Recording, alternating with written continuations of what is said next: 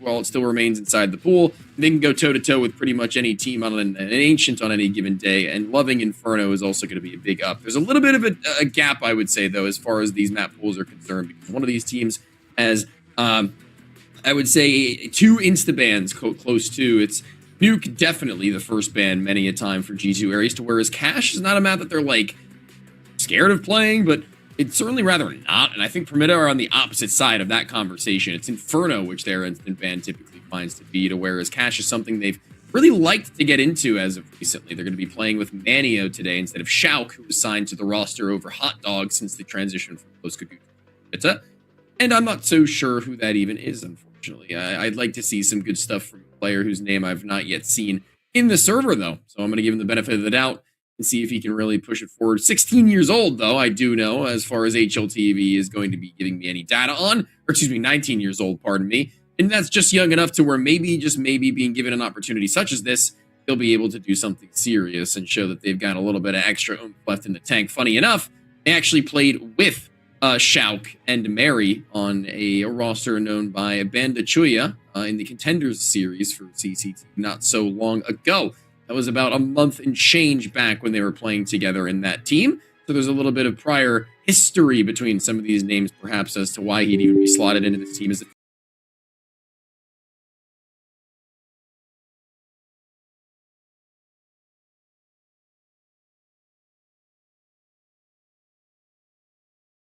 But Junimate versus Marcos, I think it's going to be a damn close one. I think those two guys are pretty much going to be able to provide for their team at a core level and a fundamental floor, because if they don't have very much going on behind that, it is not going to be very easy in the slightest, and that's going to be putting it lightly for what they're going to be able to wield as far as their big bad hitters in the server now today. So I think if we're talking about Ancient as the first of these two maps as well, again, both of these teams like the map. It's no surprise that this is going to be in the pool. There's certainly going to be ones that are slotted up to them many a time prior, but specifically talking about Ancient for like who we could really get a good like eye on, who we can like expect to be like outstanding performers. I think that Junimate is going to be that guy on the sniper rifle who has a little bit more activity on the CT side, and then they're going to start there too, so let's keep that in mind. But honestly and truthfully, I think Adrian is somebody of a beast on this map as a particular player to try and isolate from someone who may not be the superstar of the team in general. We'll see if he can post a little bit of a big number at the side of his crew, because he's done it before and he's been doing it over the course of the last couple of months, so I can't really imagine there to be much to be said outside of that. So we'll see if this happens now.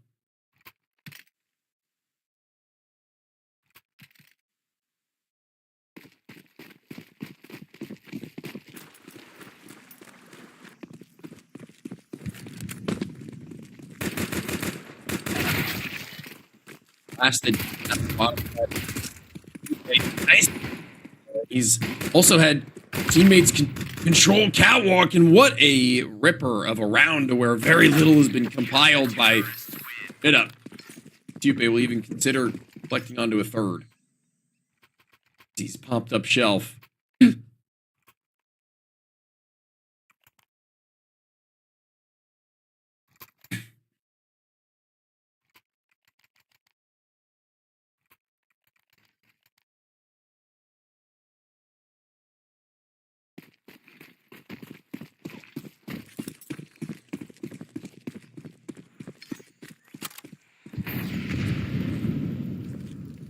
Now they've got all this to work with and then some.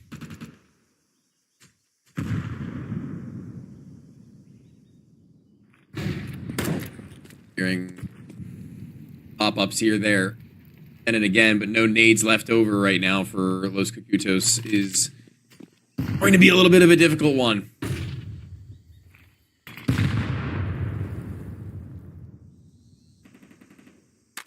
Trying to work your way a little bit closer into A main with that bomb on the backside, with everybody else kind of just shrugging off what's happening at B.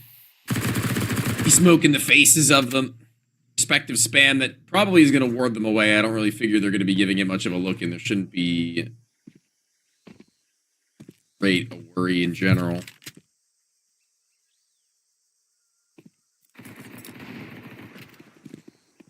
Udemy is going to make some money. You know, that AWP was going to be something that he was going to be hoping for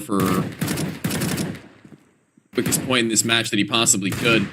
Ammo has run out of the aid So USP for tack, but maybe a little overzealous as Mary will put him in his place. But SMG still able to get the top they need to be at the right point at the right time.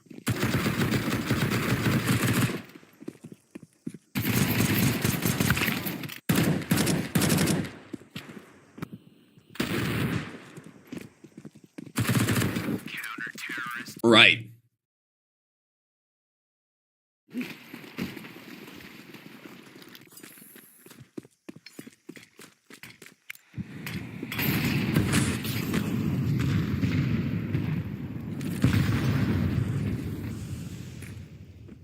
Be a slow, quiet, and loud walk into B.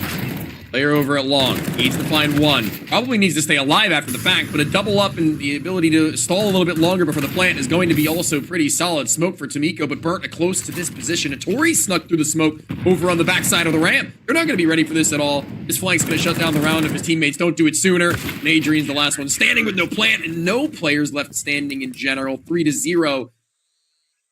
That is a statement round if I've ever seen. There's very little to be spoken on.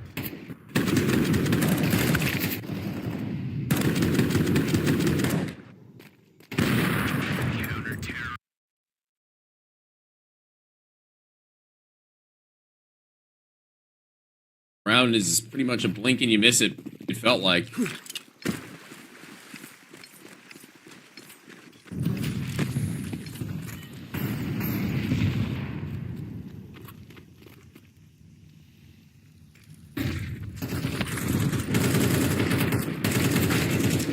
Sliming him out once more with these pistols as only Adrian's left standing in the first 20 seconds again.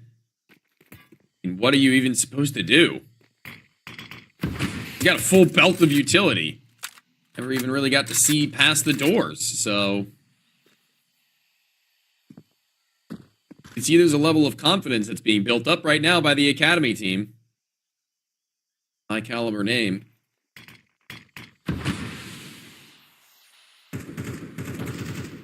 I can't blame them.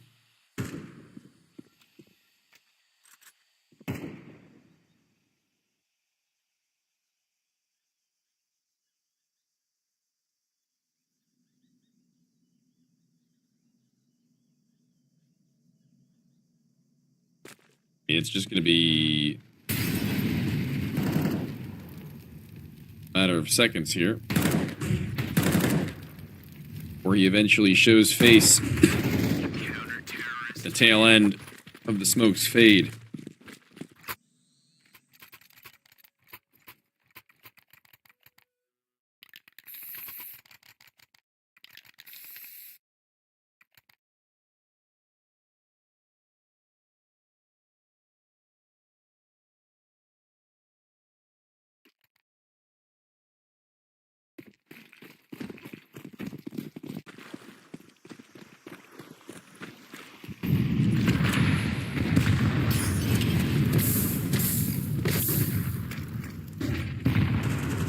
Yupe's gotten so very close to this smoke, bottom mid. He isn't going to be leaving anytime soon unless forced to, so when they do eventually expulse him, they're going to be very happy about it.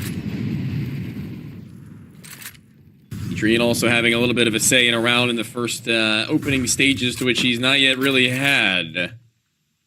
So... finally a difference maker in some stretch. Whereas Juname's op still stands, and so too does the now AK-47 held by Superstar Tack. Been peeled off of B entirely. He is on an mid for a little bit of a mission for recon.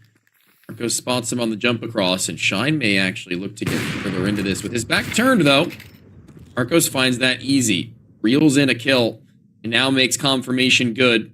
One more on the come up.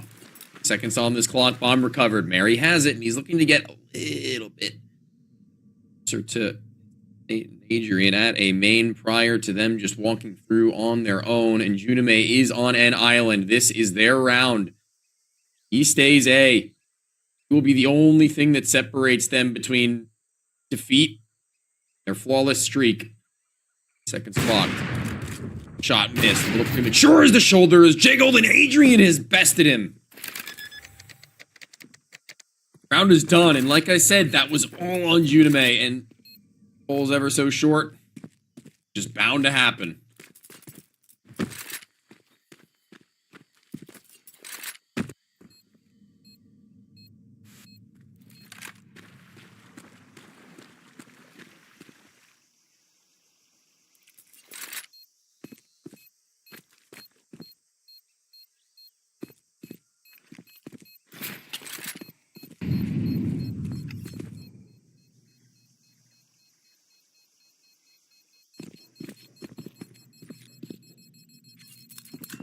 Bomb will blow, and they'll have their first round posted. A little bit of a stack up in A main, covering each other with the body.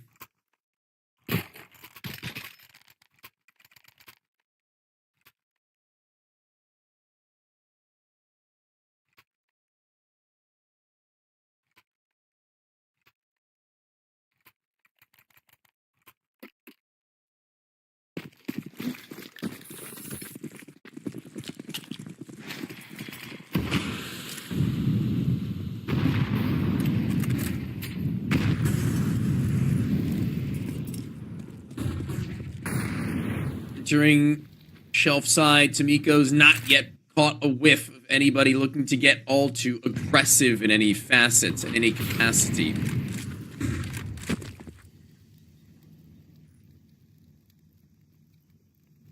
Pretty good.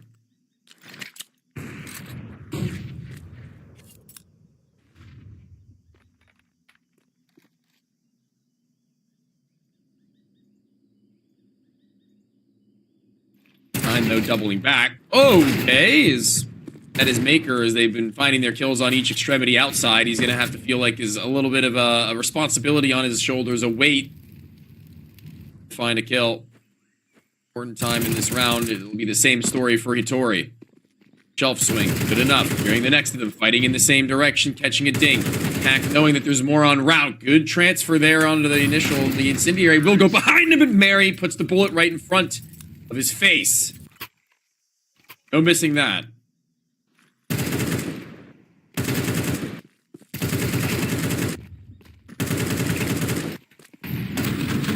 Terrorists win.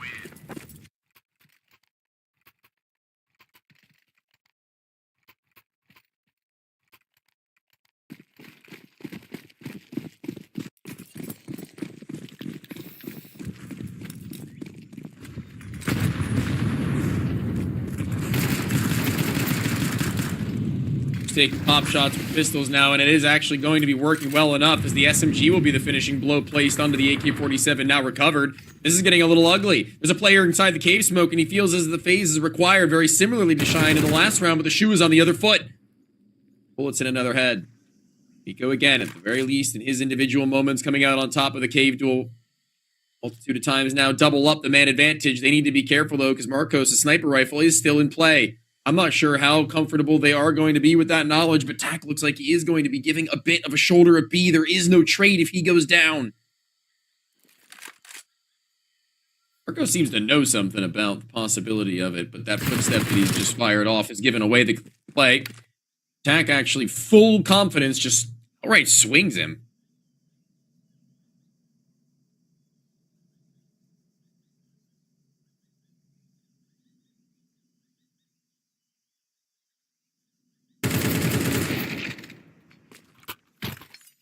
Does it for being able to reel in a kill or two more, but I think above all else, Tomiko wants that op.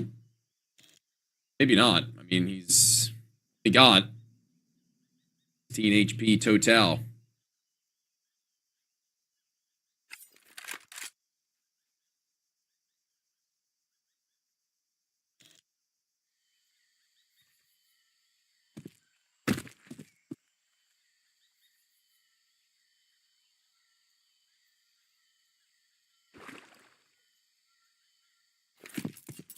Sits in the waters, and an upset eco round now. P2 Ares' early victory.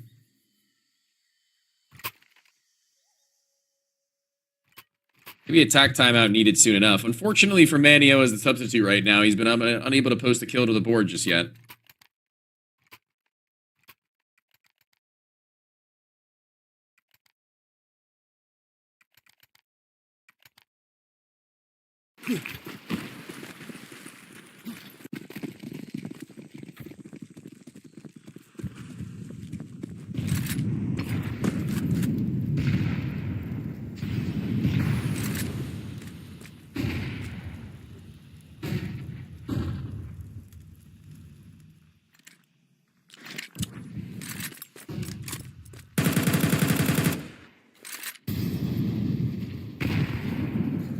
Still enough to buy into this round, importantly so. Still enough to have a say. One more go at this.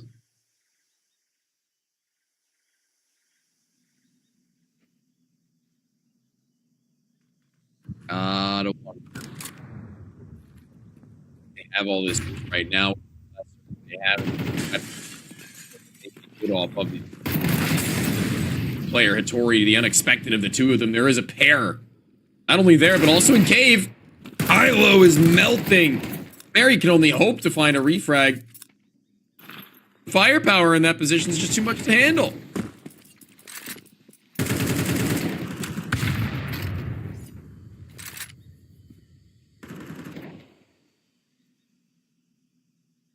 There goes all that they had again. Seconds left, they have to talk about a save.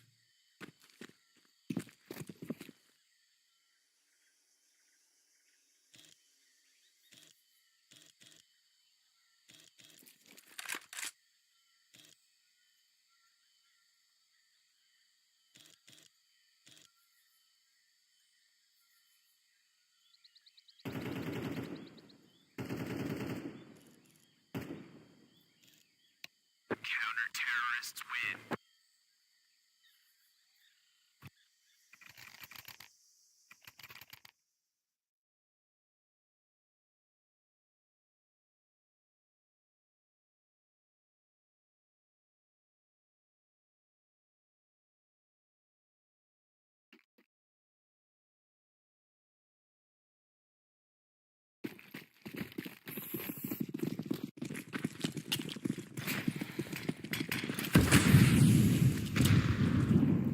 Preemptive nades right now is a read from Shine in mid, who is going to be sending a couple more in addition to that. They want shelf control. They can't exactly have it with that smoke there. They're going to be feeling a little bit pressured as to there maybe being a peak en route. So instead, they'll turtle up at the bottom side of B ramp, wait for their moment. Patiently await their time to strike, and Unime, I think he might be a little bit impatient if he decides to hop up that box, but it looks like he's just remaining a controller for now. No smoke bottom mid, and that's a little bit weird too. Oh wait, Tack's gone all the way through, that's why. Doesn't really need to care about that.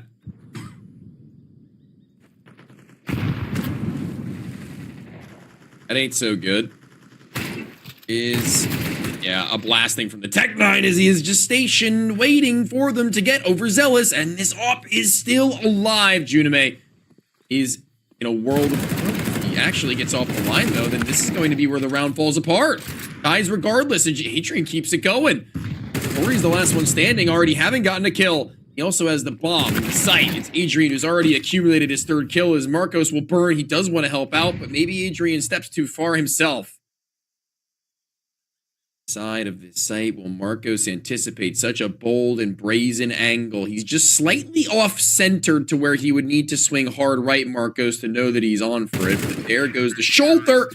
Tori wins out the clutch for a 3K of his own. Adrian did a great job for the most part in that round, but just a little bit beyond what was required of him is the very last of those peaks.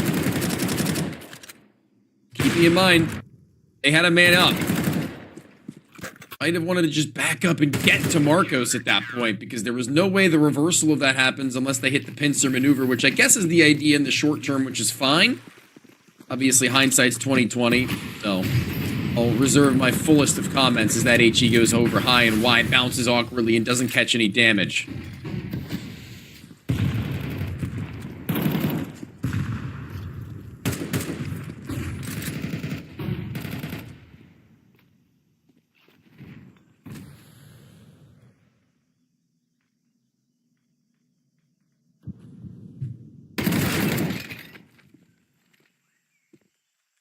Certainly something from Tack to be able to slam Mary without there being very much of an issue. And Hattori hatching 2 blind players. A plan to kill.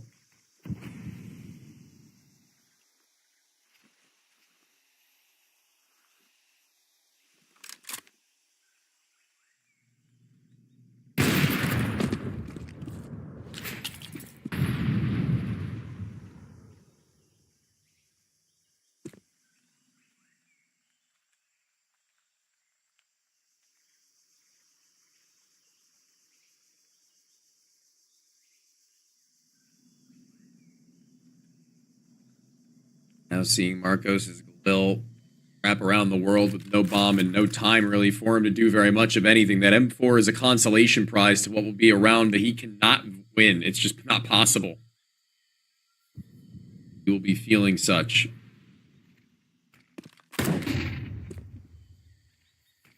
Self-blinder as he saw that player and kind of wanted to fight him. Tag onto a teammate, but also hitting Marcos. He be allowed to stay alive? I'm not so sure, but looks like they will back out. Counter-terrorists win.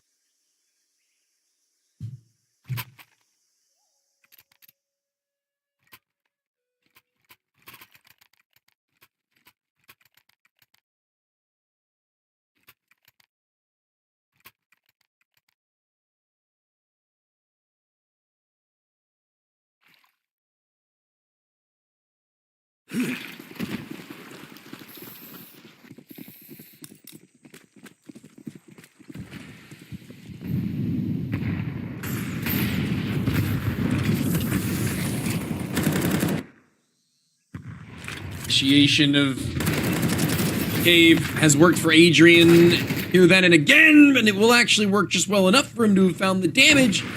Made it awkward for the trade. Anime, oh my lord, in through the fire and burning back as he wants to fall in line with the rest of his teammates who have yet to make their way up through ramp. This is the problem, though, that the bomb never really gets planted in time for this T side. So now as they punch in the code, they're still going to be hot on the flank and the wrap. As I think that they're just more so waiting for Junime to even have a chance at this round. If it were to go down, I do understand. It's that. Sniper is just going to continue to work its way back into this. Every other player has been dispatched of one after another systematically.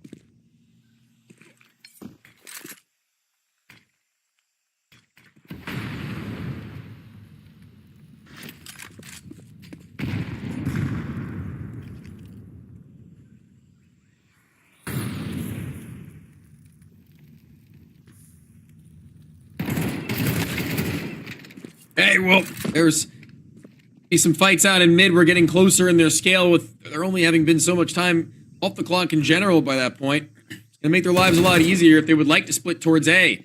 That is a very nice shot from Hattori. That is ridiculously quick with a thin angle on a rifle.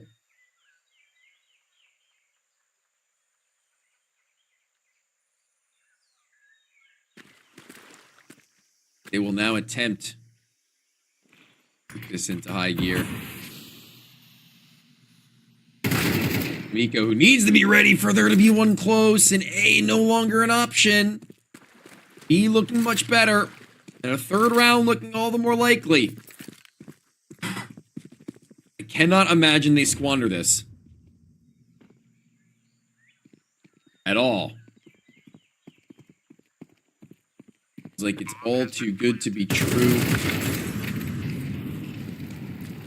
Then there's a world where Hattori, who's already looked so smooth, attempts to extinguish that smoke, and it doesn't actually do it fully.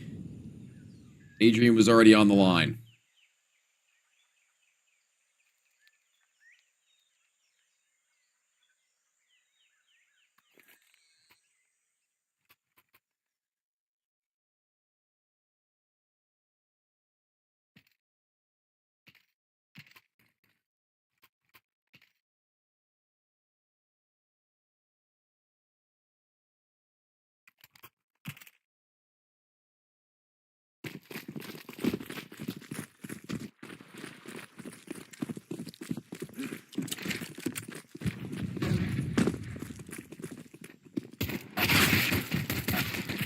Blasting them through mid, now fighting in past Donut. They want double digits, and they're damn near close to it, so... Bomb has been planted.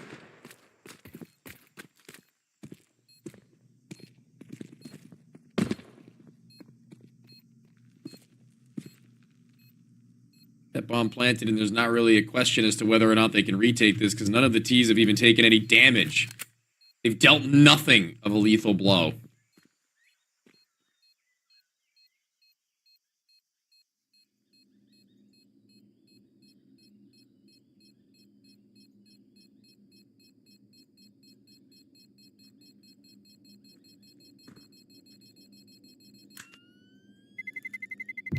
Terrorists win. Bomb timer's off, and they're all going to be very happy with what they've been able to procure.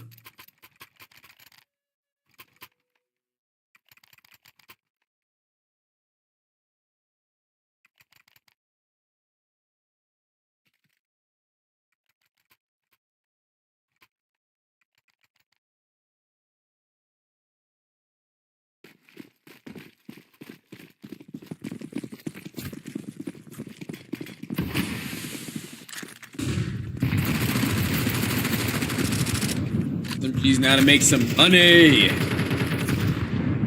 against the force buy from the CTs, as their time was kind of running out in this map, so I don't really blame them all too much.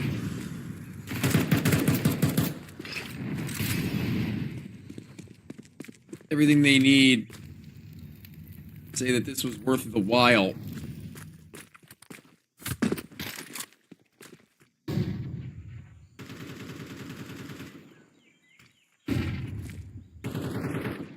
Broken down the buy that will ever have gotten any better for their adversaries at this point.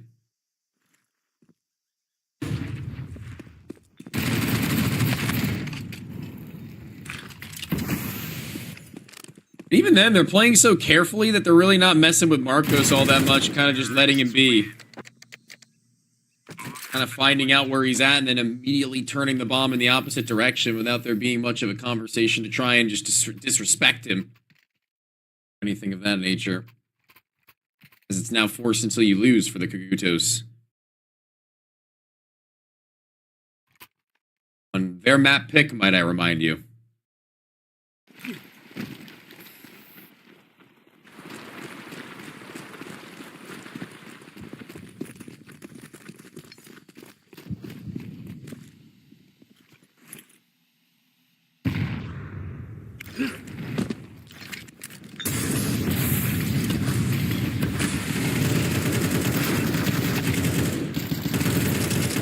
Down this site even now, with there still being a couple of Deagles trying to do something about this. The flood of the 5-7, no dice.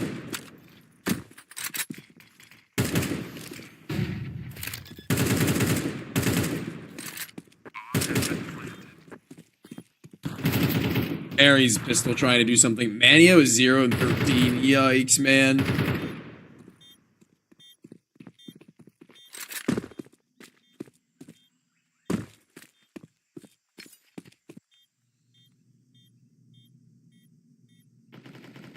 That is a tough one.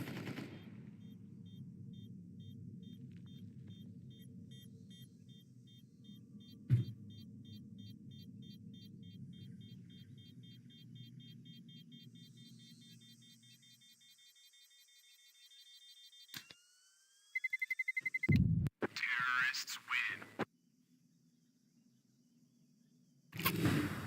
And it is going to reflect on this match, unfortunately.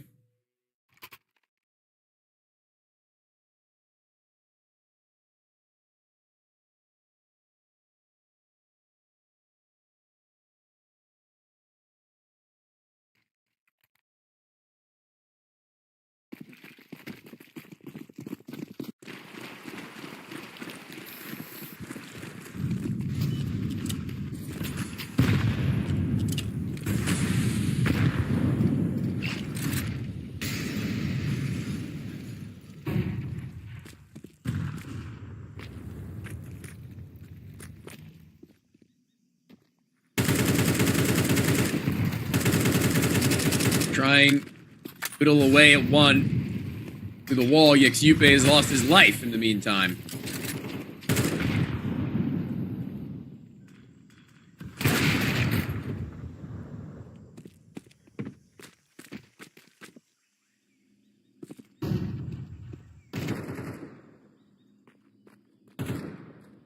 Still winning out though, as everybody else has been dropped in the seconds that follow.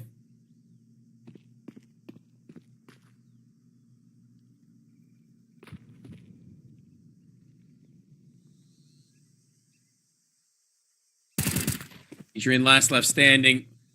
Oh yeah, find the bomb. Shine was on the outside of A main with his teammate dead from Donut, though. That's going to tell him that he needs to dip. If he got killed a couple seconds later, there might have been a world in which he could have dropped the C4. But now I'm not thinking so much. There's players all over the board to cut rotations from Adrian. He's likely dead as we speak. 13-3 on the map pick of the Kagutos. That one was a smooth sail straight into cash. Ares get much better. It feels like they were in control all the way through and through. It's a sad turn of events, unfortunately, to see that the map pick is so flat from Primida's perspective, but it's unfortunate, in addition to that, the fact that Manio, I don't believe, was able to find a kill in the entirety of that game. He might have found it towards the last round, but he was 0-13 last I looked, so it's a tough scene. It's a bit of a head scratcher as to how you rebound from this, really. And looking at the scoreboard now, yeah, 0-14. That's tough. That's really hard to talk about. And you really will, again, reflect on this match. And Marcos' AWP on a CT-sided start. The inability to find any more than 5 kills is also going to be a bit of a conversation point when turning back to the next map, seeing as Udemy really wasn't that big of a deal to them in this one overall. Hattori and Tak over at the B site seemed like they were having a field day about this with damage from Yupe as he was floating back and forth from B to mid. That's as easy it'll get from him when everybody else is doing their job, and A and B see no issues in between. He can really float and fire off as he pleases. It was a really well-composed round, or rather map, from the side of G2 areas from top to bottom. There really isn't much more that you can ask for from these guys as we go into the next. They have to be with their heads held high and spirits in absolute fullest, as they're going to be going into the unknown, perhaps against their opponents who were certainly proficient enough with their full 5. We'll see if they have the same level of proficiency, however, with Manio in the server, and if there will be a rebound from the young gun.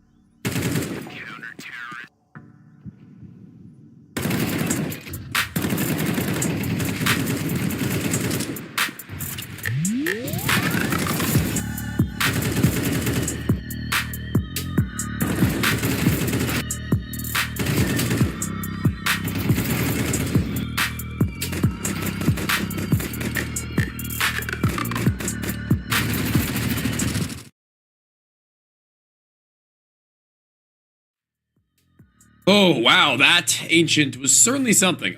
Look, I think that there were actions that were speaking a lot louder than any words possibly could for the side of G2 Aries. There was an Hattori that was somewhat of a level up beast. I mean, he was something of a standout from what I was not in the slightest anticipating, given that Tak and Junime are obviously the front runners of what I would expect. I think Hattori kind of blew those out of the water. His swing on HLTV was a 14.05% per round. That is insanity coming out from him with 100% kill, assist, survive, traded rounds in the game overall, 120 ADR and an overall 2.4 rating. He has got to be happy with himself with the performance that he had posted on that one in general. And I think that we're also going to be looking at the other side of the board, and I hate to harp on it, I'm just going to mention it one more time. 0 kills for Manio in that window, whereas Adrian was still at the top side of the board for his team, controlling Cave on T side as best as he could with Tomiko, but the inability to actually get across the majority of those early round scenarios where they were honestly losing a lot of their map control for one, and then finding very little success in the Cave position outside of the individual 1 versus 1s that didn't last long when they started to double up. It's a tough scene. And if we're going to be going any deeper into this and hoping that there's any semblance of a game to be played from this Polish squad, we're going to need to see something incredible. We're going to need to see a entirely new roster coming into Cash, where they're going to have their choice of sides. They're going to have everything that they would have wanted and more to be able to get through the kind of dangerous hurdles that will be about them in a few moments. And going into that, I'd have a lot of fun seeing them push it to the envelope, and I'd be glad see them give it a little bit of a run back maybe to Mirage, because it would be a sad sight for there to be a kind of conversation for there to be just nothing in this series. And I think that we would have to hope that the guys are going to be having a little bit of a conversation without there being too crazy, I guess, a conversation as to what's going on the internal side with them having a substitute. I think that they need to just really get themselves in the good vibe and the good mindset and be able to say, hey guys, look, we got to reset if we're going to be coming into this one, because you would hate for there to be just a dead mentality going into this, regardless of what that happened in the last.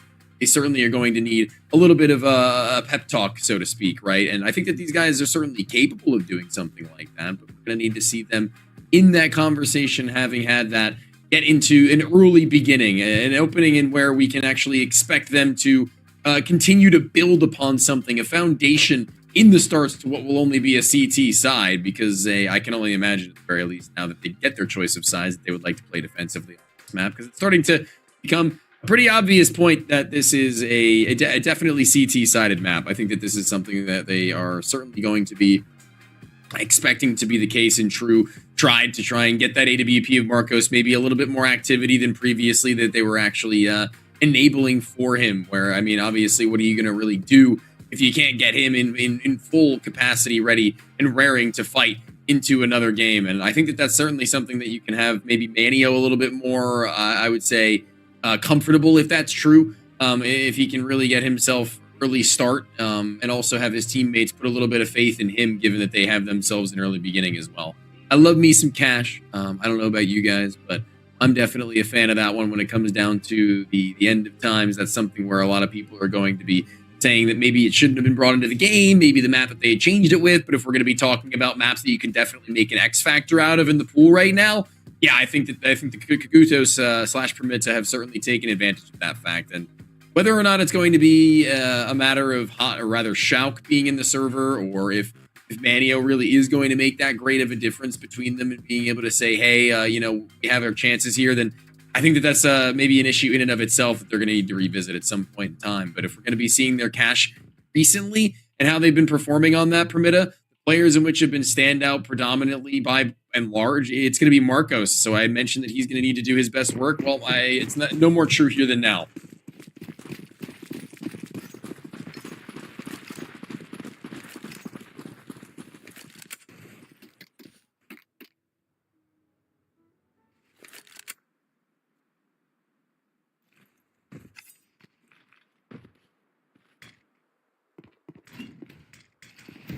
Here we are.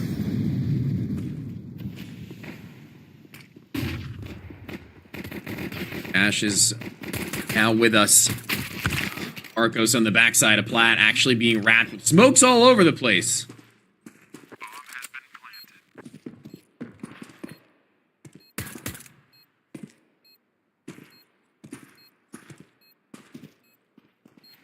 recent, so does go slightly still a retake at play, with a main being primarily where they would like to come from. But it ain't happening.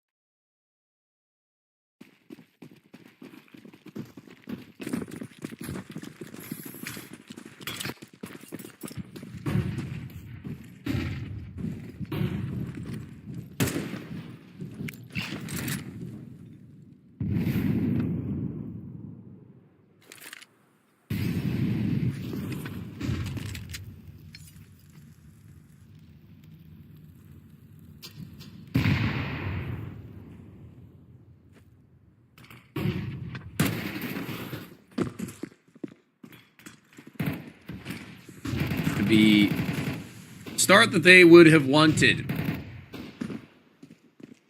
in their victory that first map. Anio, first kill of the series, second as well. Forever around for him to find a multi. Would be happy to have it accumulating here and now. On Scout, though, the ones who are going to be responsible to try and bring it up after.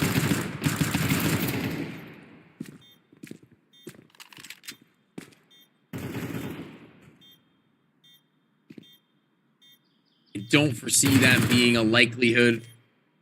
Tomiko's still giving it a run back. Low enough where this distance of the MP9 could still be lethal. They don't have a kit. Unime has to read that. He taps it, not going for the stick. Would have been the 10-seconder. He does eventually hit him. And as he does get back to the bomb, I think he's got time. Pretty sure he's got enough.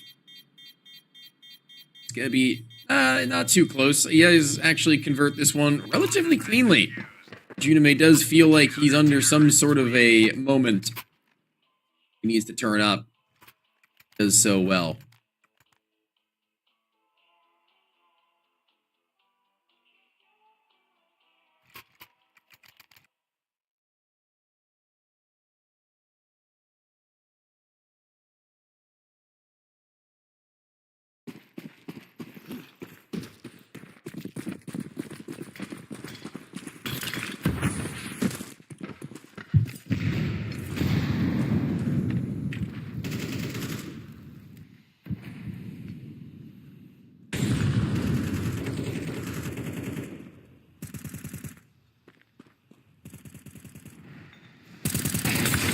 Let's see. Yupe over the smoke, but the Tech 9 is dominant. Manio, he's going to be under pressure. The flashes are so good, and he can't catch the player blind, and just hopping his shine.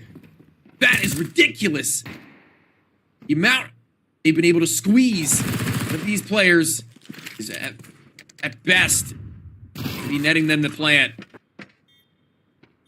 I guess at worst, rather. At best, a round victory in retort. Nico's got to clear both hard left and hard right. Jiggle on the right side will expose there an SMG on the lower HP, but they're low themselves. Tori and Tack. What they've done to this round is Marcos is all the way back. Entire opposite bomb site.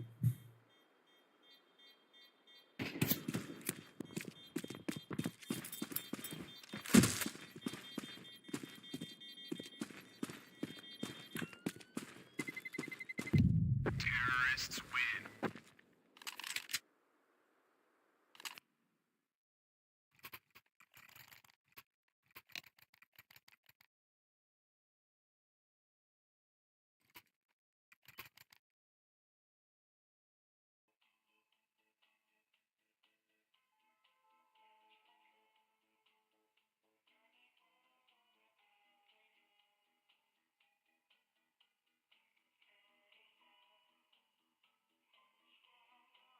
Now we're taking a timeout. It's technical, though.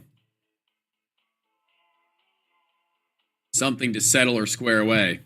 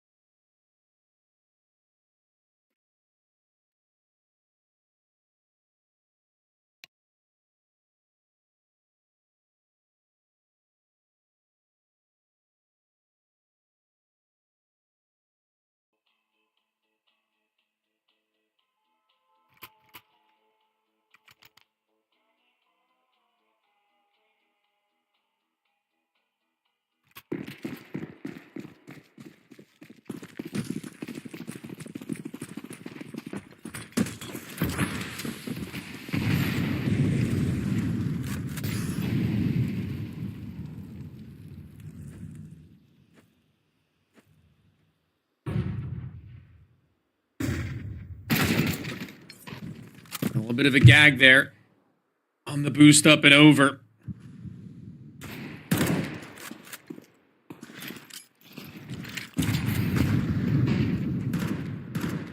They look to rip them a new one on this A site. Having lost that body, Junime has found the incision that was asked of him.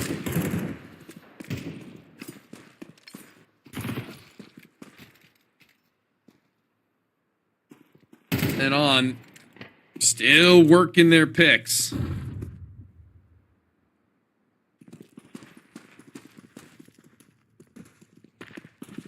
Still fighting for their right to survive.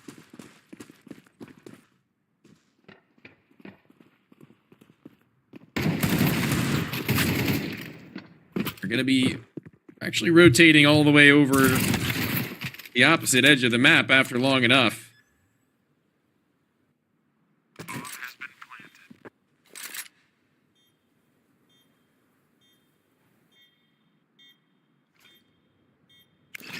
Bomb then planted.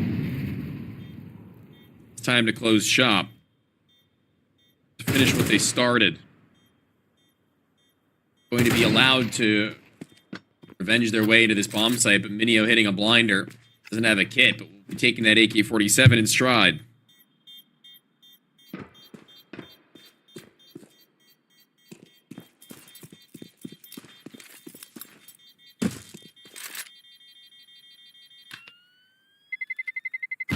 Terrorists win.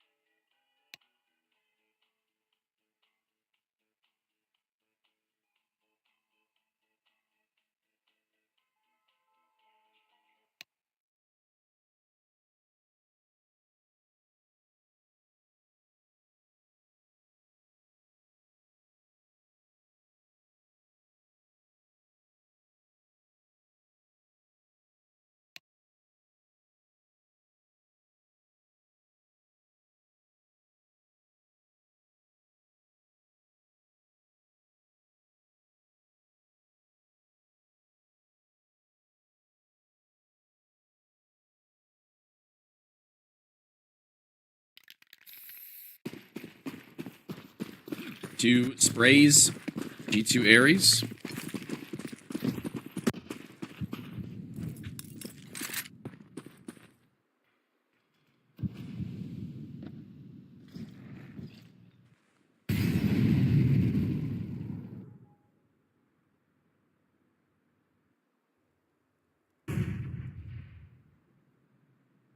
Look to continue their winning ways now. Singular, fully automatic rifle to work up against. Junime have a little bit of himself exposed to the side of white box if Ania were to just go wide swinging. Doubted he would do that. And he straight up, it's a beamer.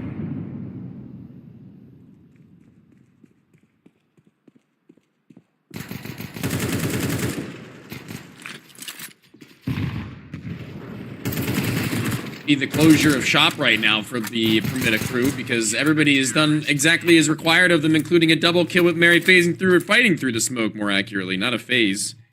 It was just him going straight up and in.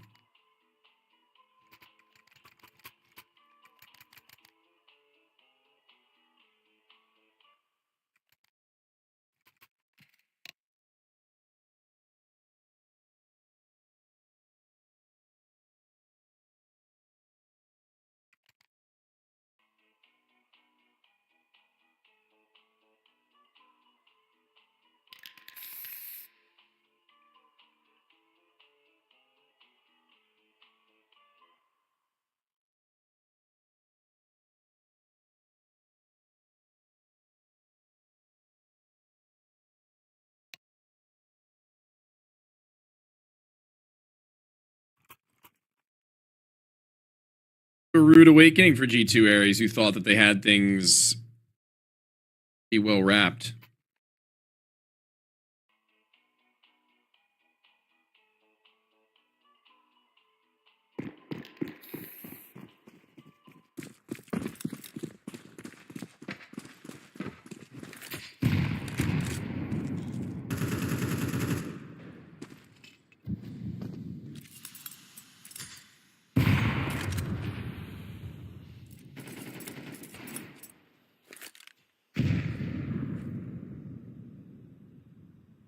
They're going to be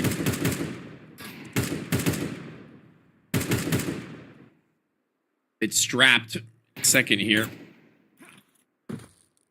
Ash. The singular AK accompanied by some pistols cobbled through. Lil 2. And get this done.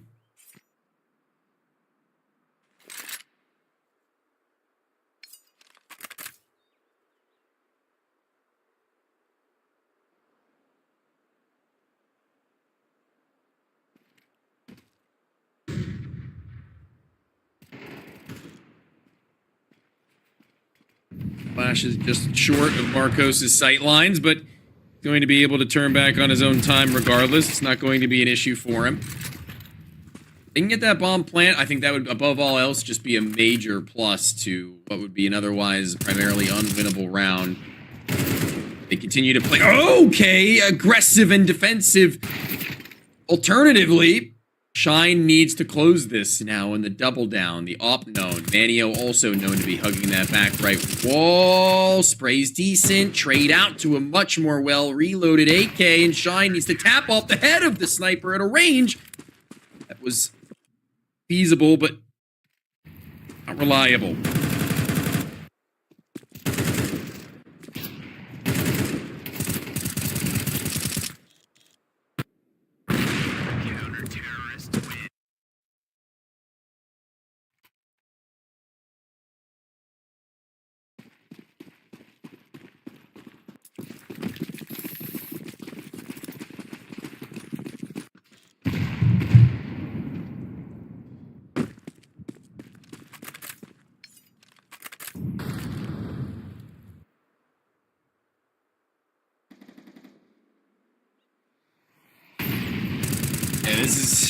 This is pretty easy for them to just mop. I can't imagine that this is going to be a problem. Tomiko even getting an inspect out onto his rifle before finishing the ammo left in it. Now potential for the ace, but denied by Marcos, but that'll be fine so long as they can secure and land their wins.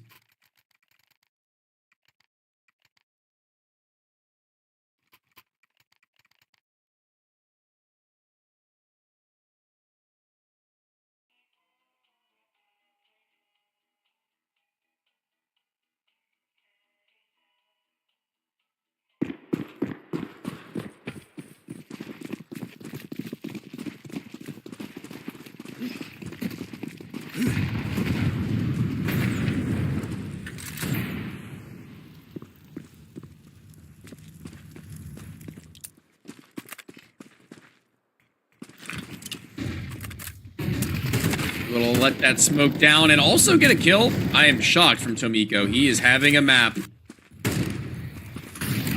And Marcos are here ready to play. A little while longer than I was expecting, but better late than never.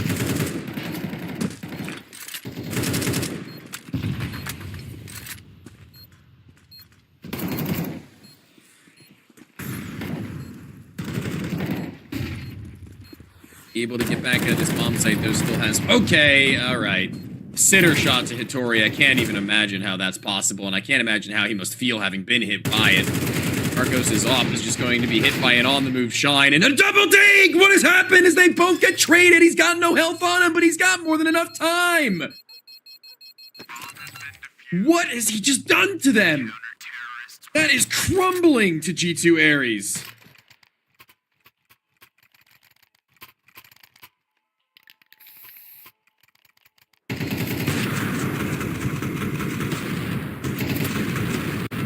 I am blown away!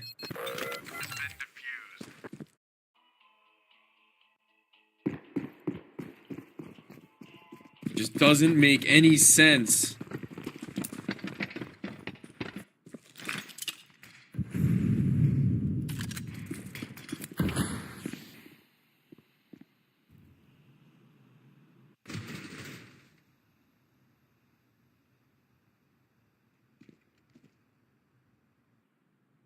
I need a little bit of a reset myself there, as I can only imagine they will too.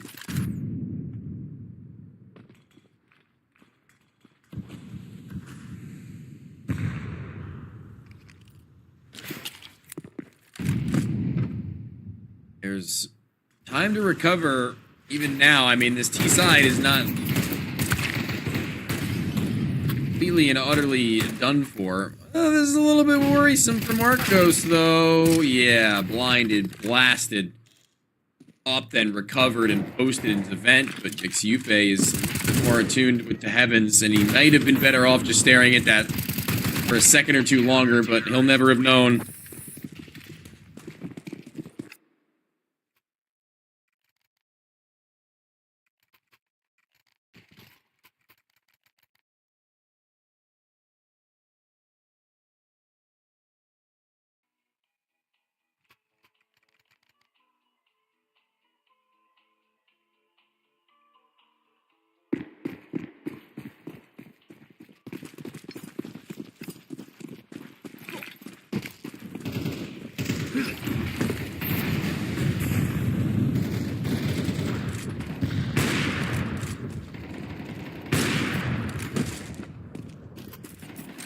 Firing downrange to Miko again and again. Making them look silly.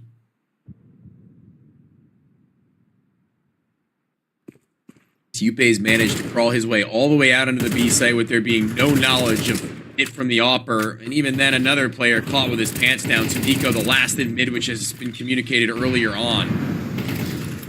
I don't know what the hell is going on right now in this map. Where is everyone? How has nobody from the T side been able to get to Jixiupe's very advanced forward positioning following his kill, with the bomb only just now hightailing it over and even then worried about mid? Tomiko and Manio, they'll be able to get here in a pre-plant retake if they'd want. Straight up peeking through CT, and again Jixiupe gets caught off. He re-peeks. Whoa, okay, I thought he one-tapped that guy before dying, but no, it's Yuneme's sniper rifle instead, and Tomiko has to have the read. A 4K required of him. As if he already hadn't done enough. Yuname is going to hear him running. Should now. No, actually still just out of reach.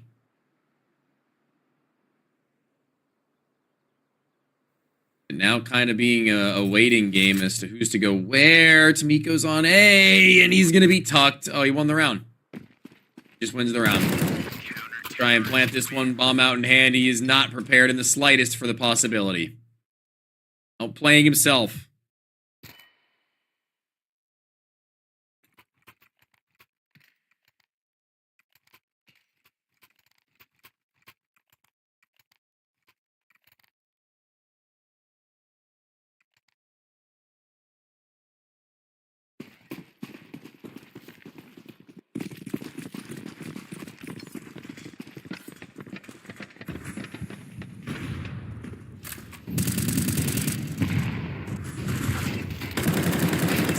One of the easier rounds they will have had, although they've been put under the microscope before of these anti-eco rounds. This one should be fine and dandy.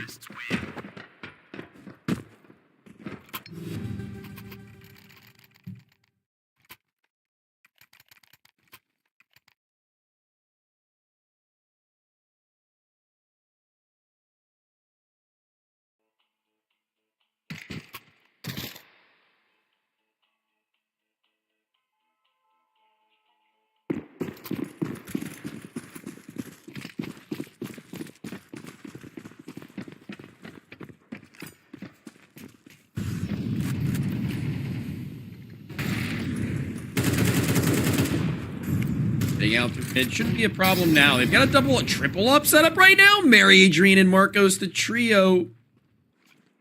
Field them. I mean, when you're 8-3 up, I can't really be that upset.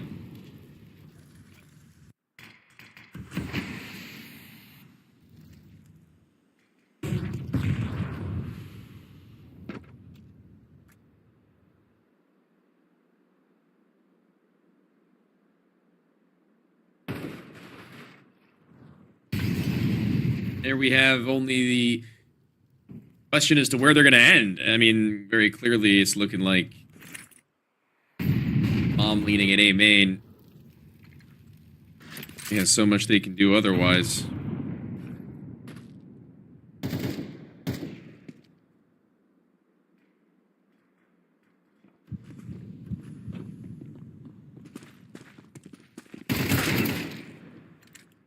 Having them first their kills is going to be all the better, whereas Yupe has also had intermittent success at B, just keeping them there. And now this plethora of op situation is going to become more and more obvious to them.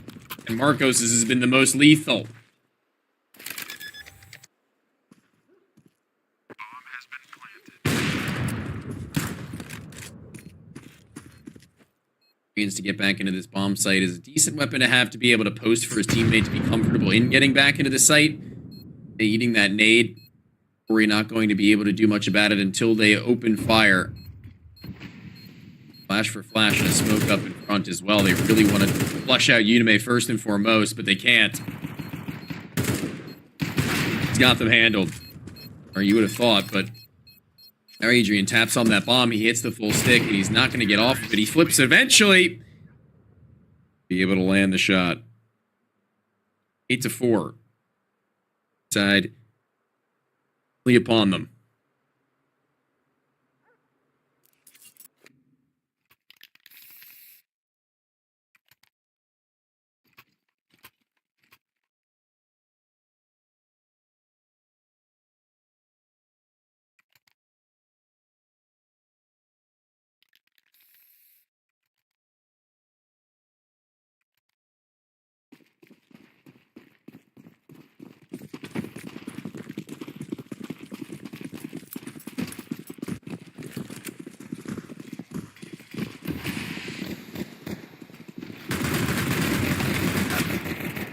Beretta's just spamming away.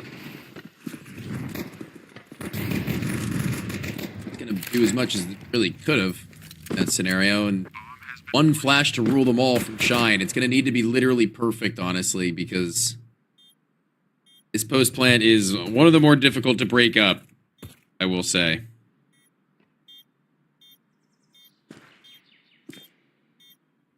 Taking his sweet time and actually throwing it. Eventually lets it loose. Dropping off the heavens. Okay, Unime, that's good. Vent player next. Unsuccessful. That's where things will start to fall apart. Too many players to look at and too little time to do it. They get just about as much from that outside of the last kill required. And we may be heading to Mirage after all.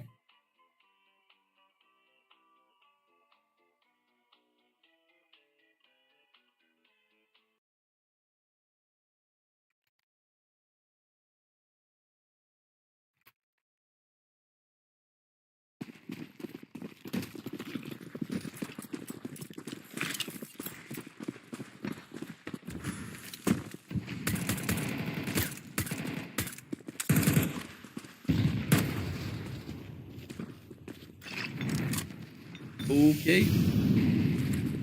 Awkward Molly, no big deal.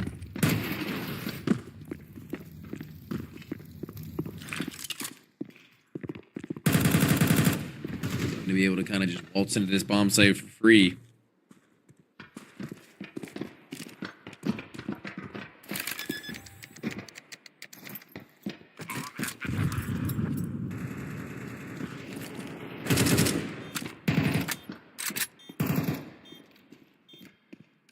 Them just maybe playing for his exit.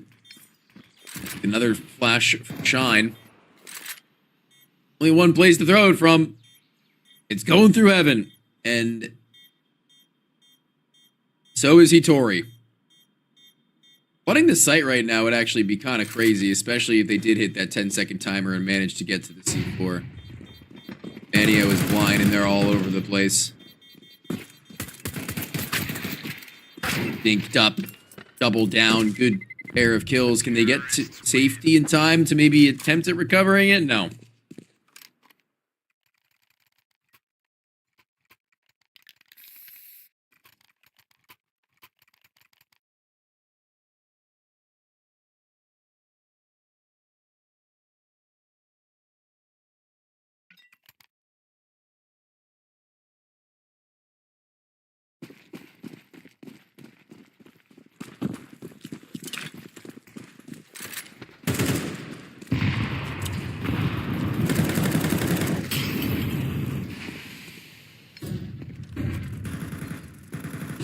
Yupe in the vent.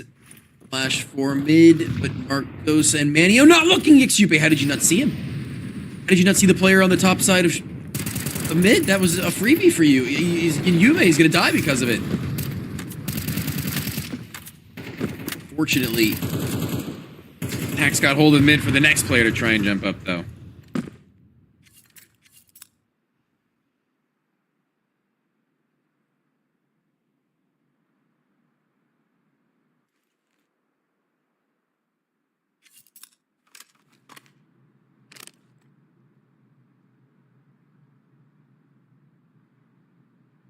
Now they've got to make their way around the map without much health.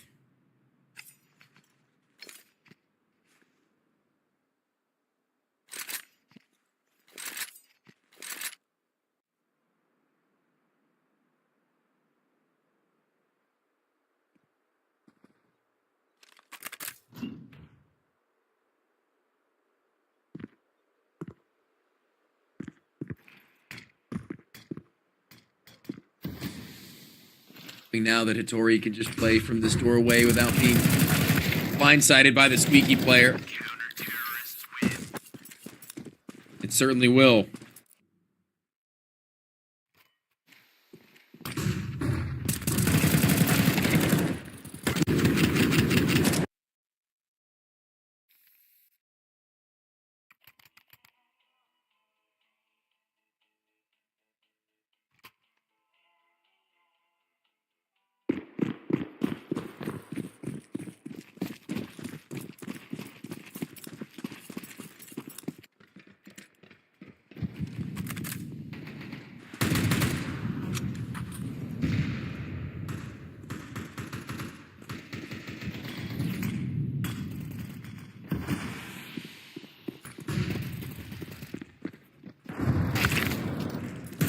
Your move, take your swing, take your pick at what will be B, but there is still Yupe. There is still another defender.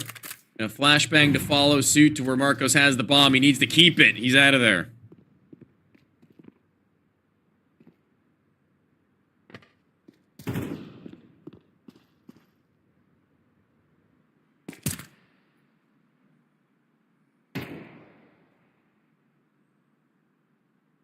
Still stands in this one with their no smoke towards tree. A lineup perhaps for attack. Distance for the Tech 9 is too great.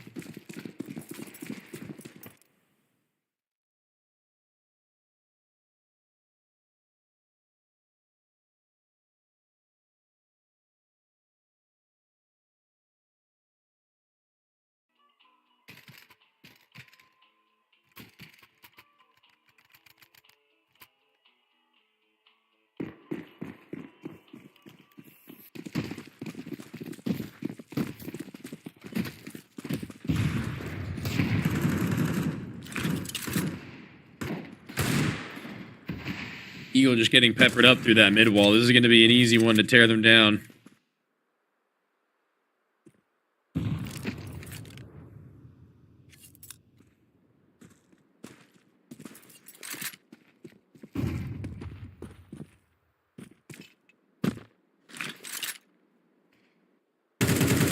And get through these bomb sites without there having been kind of a bit of a reeler with the Deagle.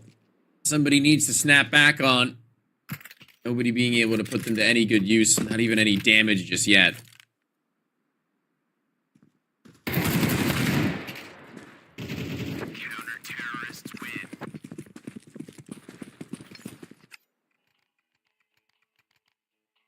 So one of the more clean rounds, and now Unime's sniper rifle is going to have some contest. Not in terms of the op department, but in general, he'll need to be a little bit more on the cuff.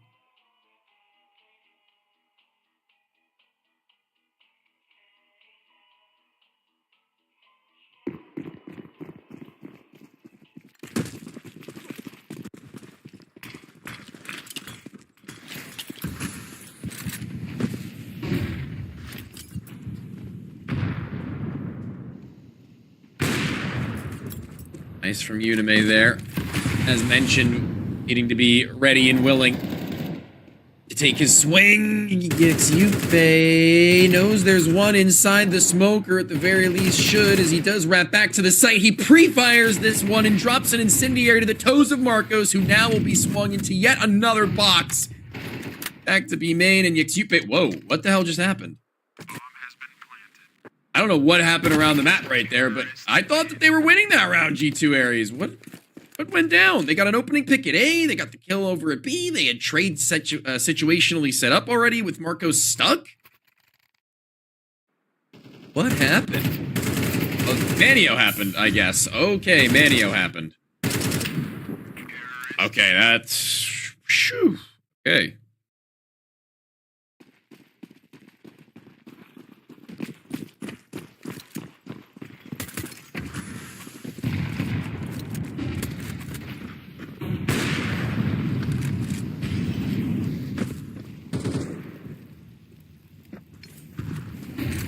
Vent is open, the sandbags is mollied, and Tack is dead.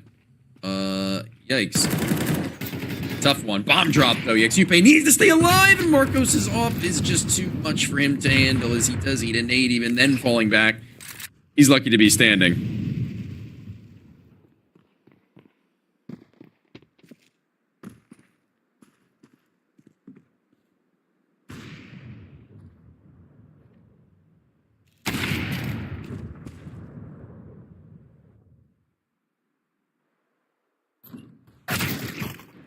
You understand the desperation that will now settle in for G2 Aries now, though, as they may just need to save. They're all the way at B.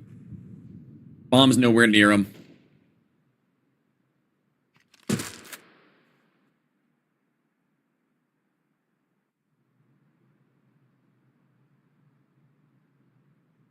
Fortunately, dropping the ball when maybe they are needed.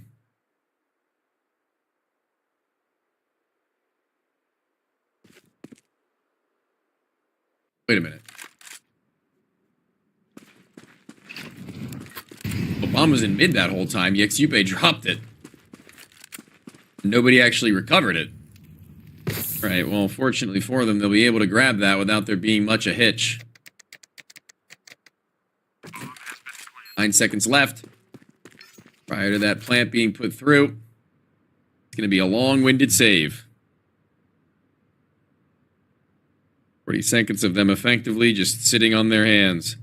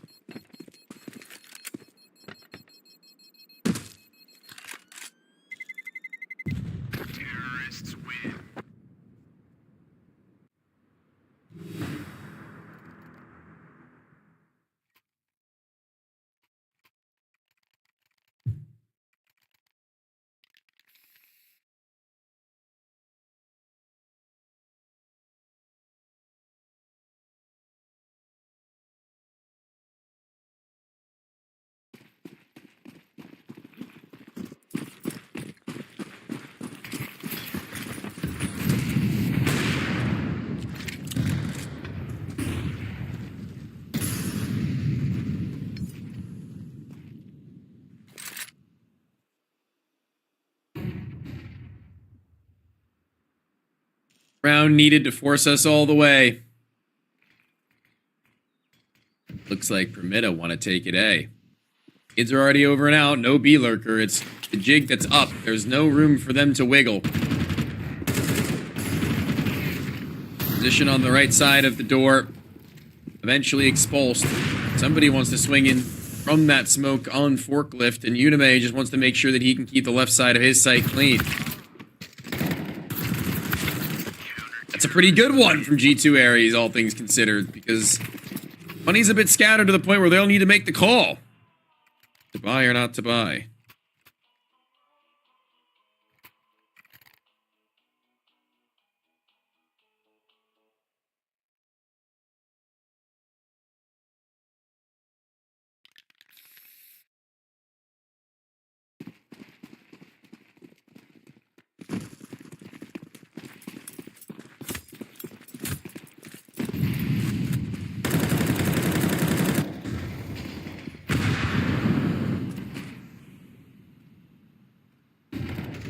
have a pretty good opportunity right now to break the bank and just call it 12-10 at some point without there being much an issue.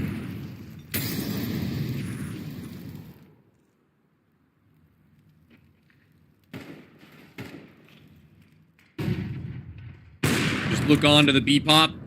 Go off and fuck that player out the air. Still needs to remain standing though, and that B site requires a multi from one of these two riflers. Tupe will do it. Exactly as intended, and TAC is just a menace. Eventually killed. They try to play together. Player in the vent feels a bit hard done. Unime kind of wants to escape, so he drops a smoke on himself. So these players in sight are isolatable. They're low.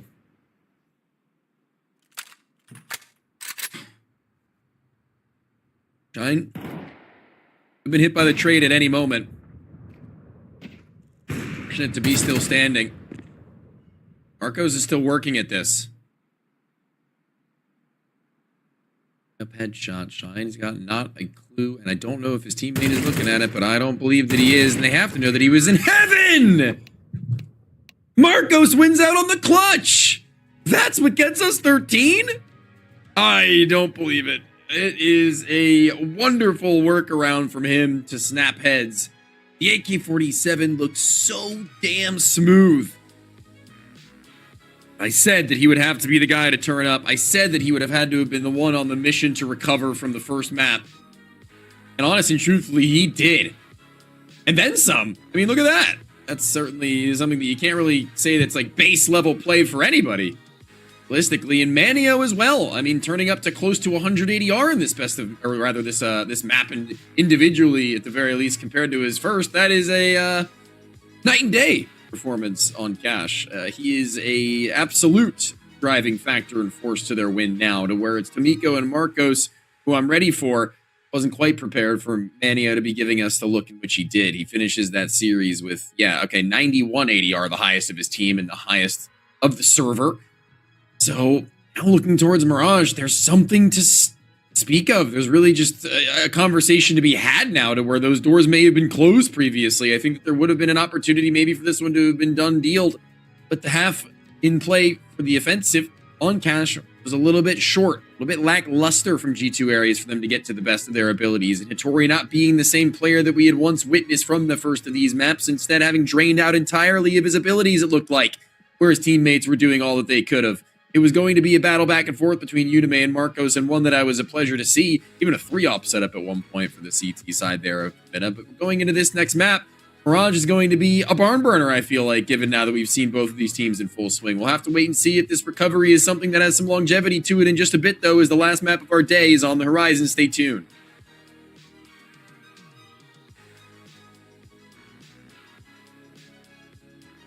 Actually, we're going to be going on to Mirage in just a moment, actually, so we're going to be throwing it to a break. I hope you are prepared for that, because it's going to be a bit of a banger, I can only imagine. We've seen some from Tomiko, Marcos, and now Minio as well. We'll see if there's more to work on.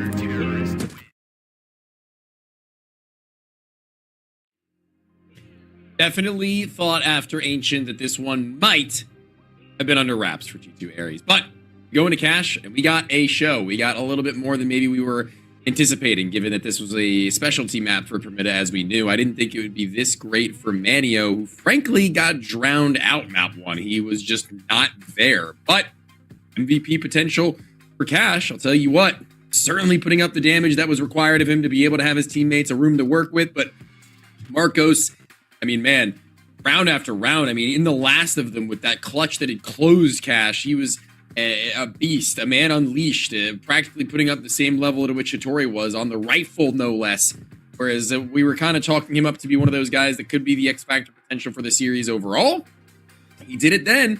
Looked like he was making it work, making it happen. Hattori had fallen off the face of what was once a beautiful map 1. He had not shown exactly the same performance and shine in which we had hoped for after the map. So where we're going to see these individuals lie, again, sometimes in Counter-Strike, those kinds of things just go out the window, even if you do get yourself early expectations set. But I think the two players in which we're still kind of seeing for the side of G2 Aries perform to the level that we would want, maybe a little bit more could be squeezed out from those that surround them, are Unime and Tak. I think that that's going to be something that they're going to be happy with, that they're performing in the way that they have to in order to make these games their own.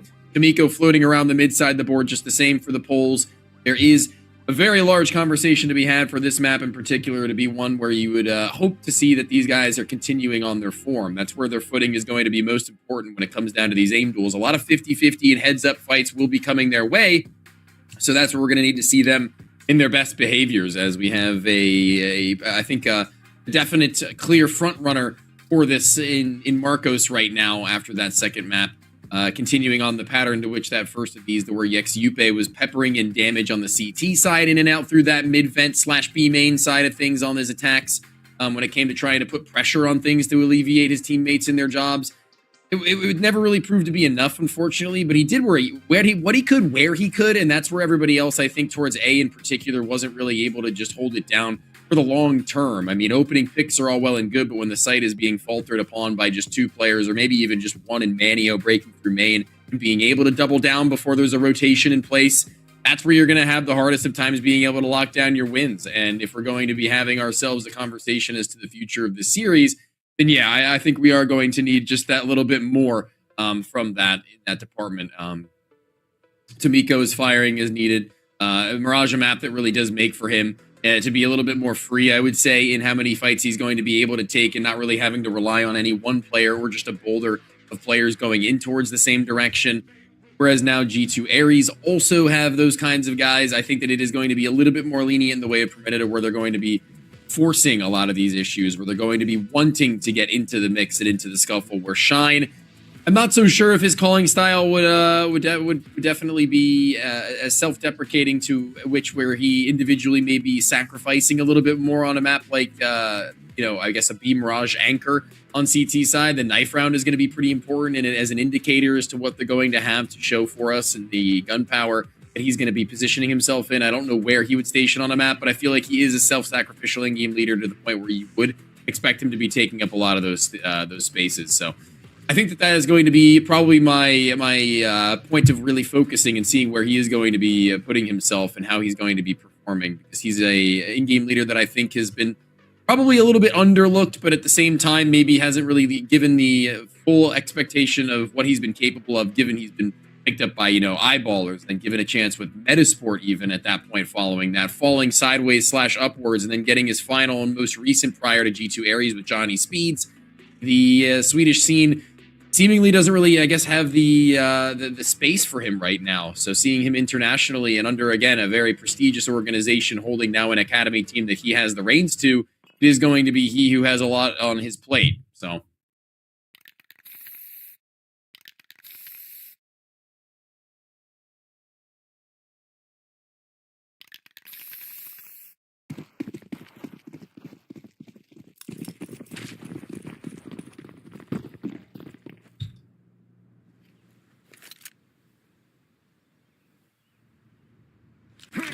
to be holding the nades for the A exec. Oh, majority of them anyway. Yupe also has a smoke for later on. They're out. predominantly from Palace, as Mary's not going to be able to deal a killing blow onto any of them. It's going to be a back and forth swing and sway from triple boxes that does enable another multi from Marcos as he starts off Mirage well. Gotta get that plant off, though. There's not really time to waste, as con smoke will expire, so too will the lives of... Whoa, okay. First player, as Shine looks to escape. His movement looked good, but they're hot on the trot to swing around the bend.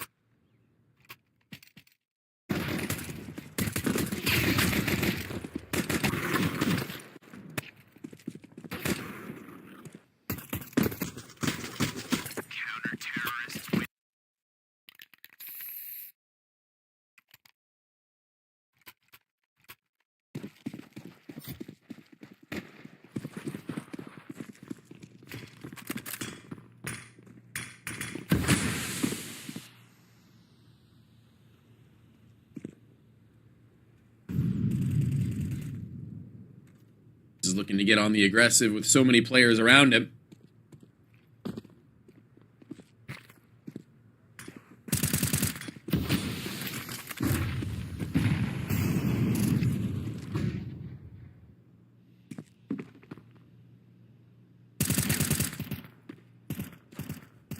Easy does it to just tap the ball into the hole. Ball at the sink.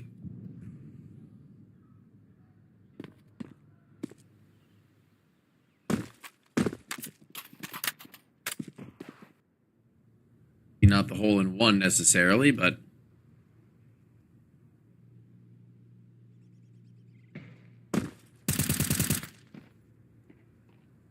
the rite of passage for them to be able to get pistol rounds mopped up.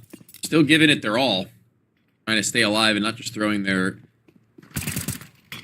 lives away for fun.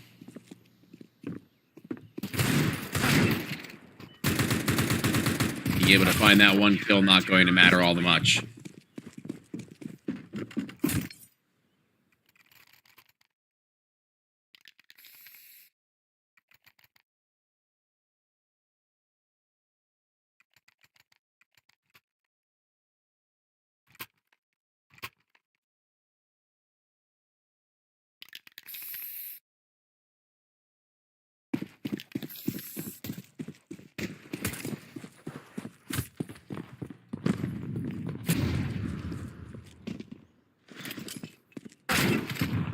Okay. Or like it from Udemy, where this time they don't have any armor to work with.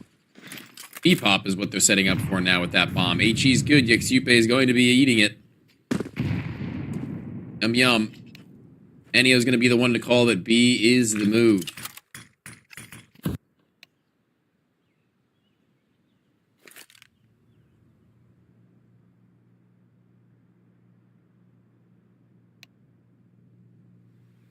Typing going on right now. An issue technically that they're just kind of waiting out the clock right now, G2 Ares, to have fixed prior to the next round start without needing to take a timeout in order to do it. All of a sudden the last. Find that Desert Eagle still with the dink. 2-2's hit 3.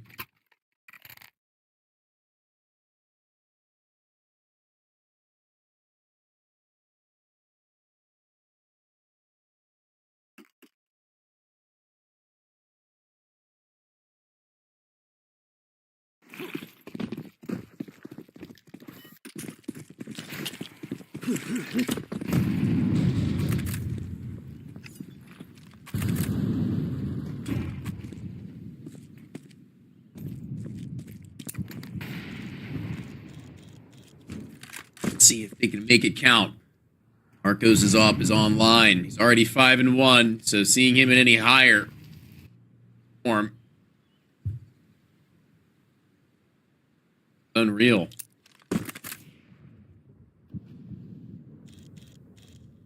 There goes the shot as required, already having posted first in this round. There's their advantage found.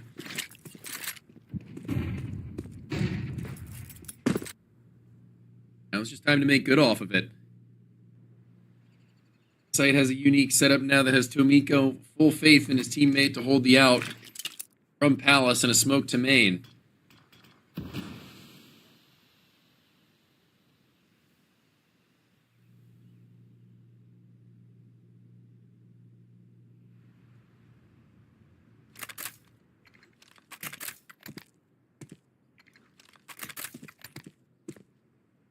The last of their nades towards A just now. It should be eaten.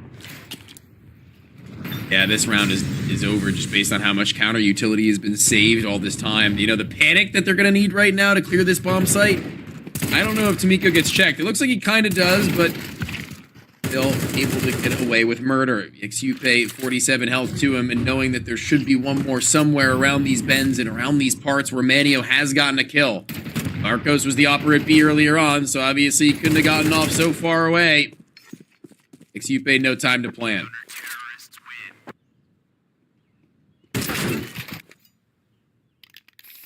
Dying after time. Need a tactical timeout at some point here. Yeah, I think this would be a good time to do so. Awkward, because like you could just do force and then save and then buy again. Seeing as Xupe is not going to be able to join you next round, but they could also just full save right now and guarantee they can drop him something to utilize.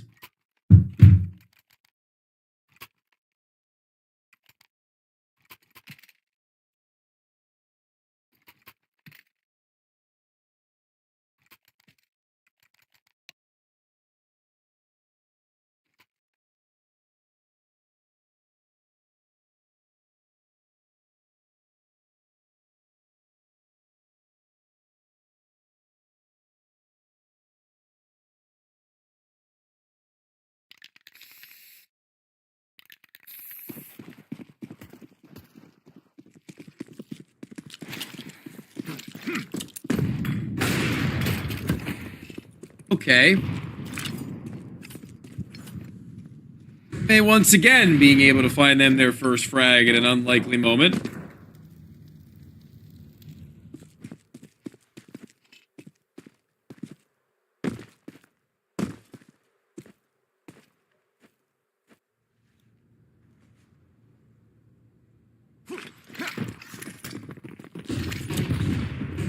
There's nothing.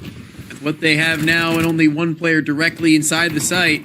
Enio's going to be walking his way all across the board onto it with the FAMAS still working its way around and staying alive to be able to get not only the two, but the pair to come after the fact.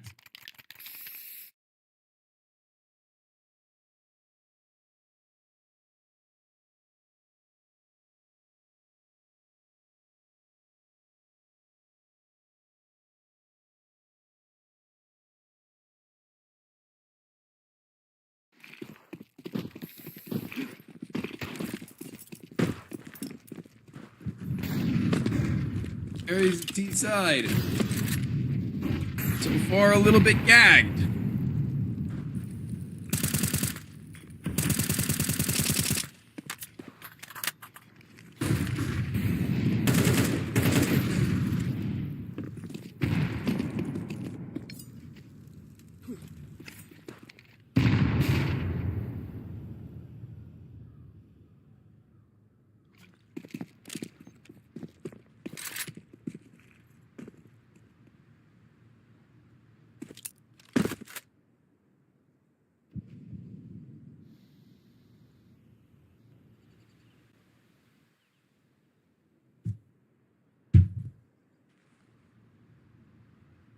Ever closer to this bomb site, they look to inch without there being much information right now for the Permita crew. They're going to check out mid as best they can, but in that time frame, they're likely going to lose this bomb site.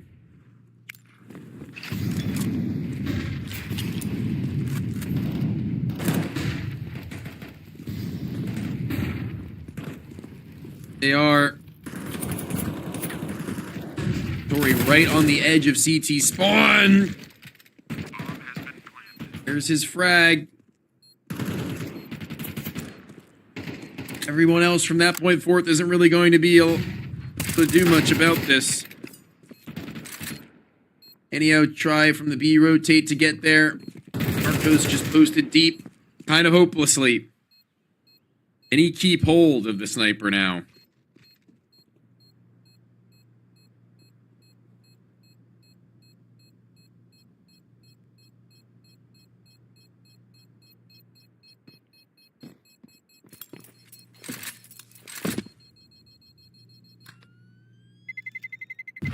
Terrorists win.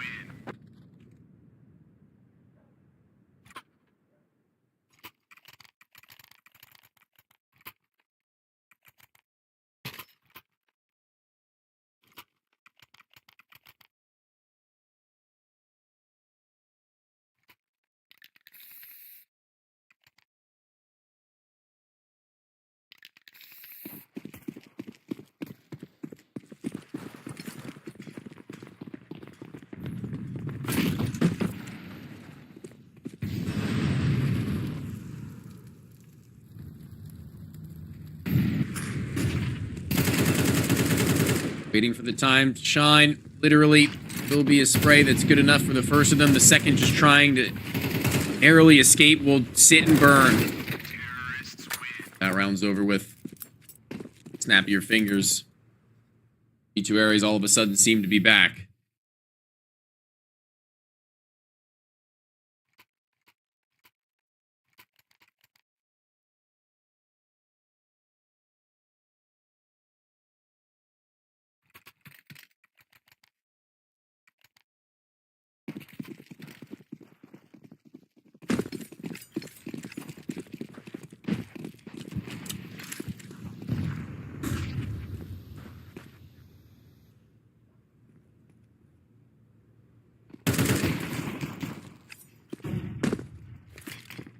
He doesn't want to get run down by a couple of pistols, so can't imagine. Oh, okay. I'm gonna say that he sticks around for that much longer, but he does.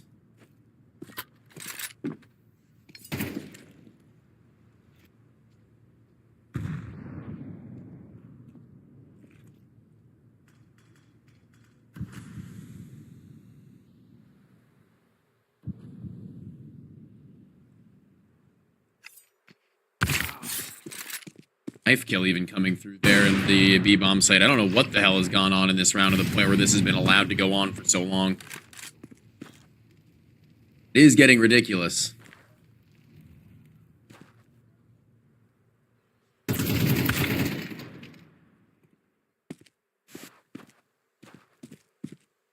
Hold ground now.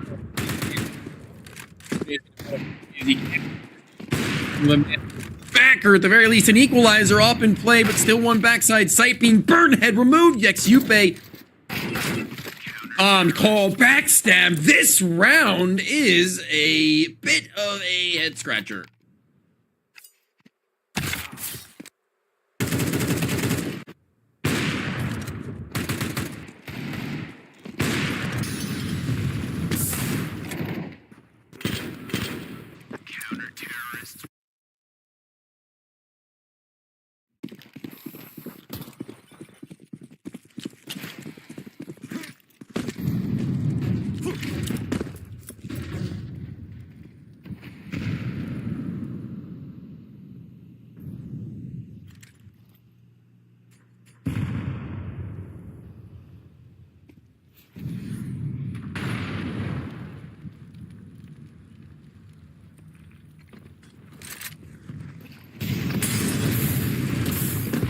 Have themselves a burnout at B, or excuse me, at A.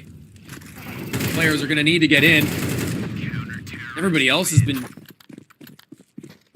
killed off, and grass peaks are faster than I would have thought.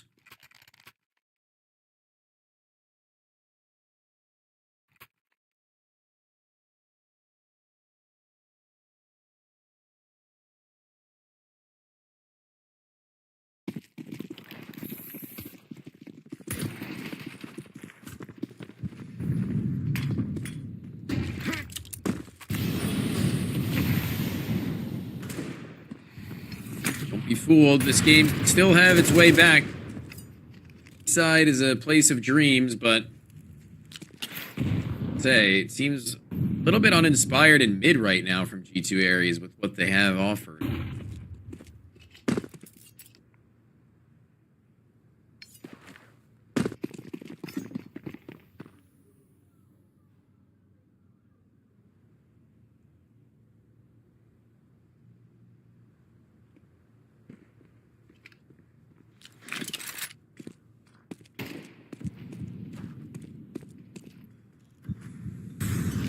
Of a disappointing start, but there's pop on the way with mid pressure from Pack also being supplemented and supported with the resources to go along with it. I can't fathom how Marcos actually ends up getting that kill. Still waiting to make their way on through apps with the Deagle on first point of contact out the window. He will go flatten. What can Marcos really do for them? Tomiko, he's going to be an unknown factor. He's already going to be implemented in the backs of this bomb site. Time has elapsed to where you could have imagined somebody would have gotten here, but do them much favors as Shine does actually manage eventually to get over, also get his kill on the flank lurk, but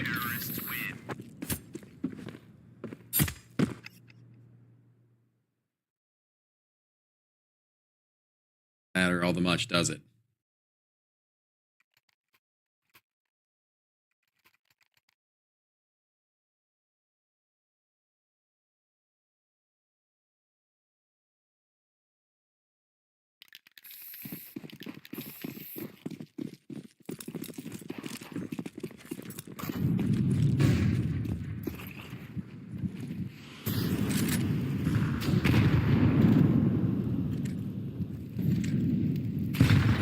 It opening the smoke has to elicit some fear.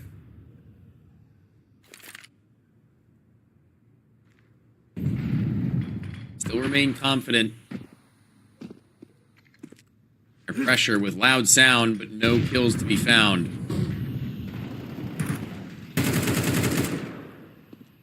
You imagine here, though, that as they do peer over the top side of that con smoke, these kills will have amounted to enough.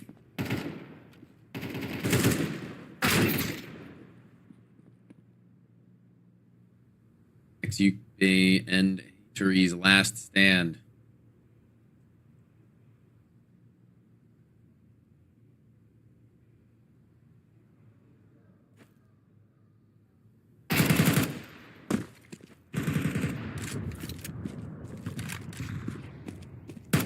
They might have their chances even now, though, with smoke recovered. Plan continuing in through jungle. Headshot onto the higher health player of the two, and Hittori's got no clue that Marcos could have been so clear on his kill. On the turnaround back towards the window.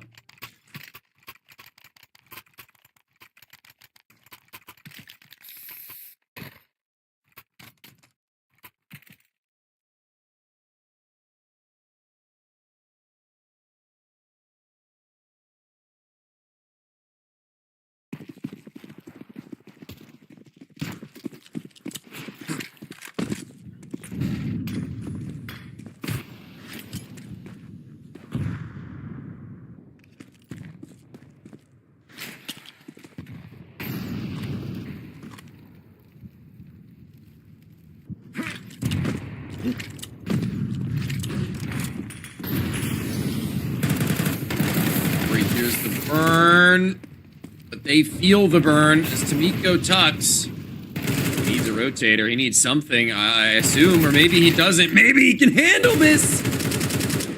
Marcos, an uncharacteristic miss.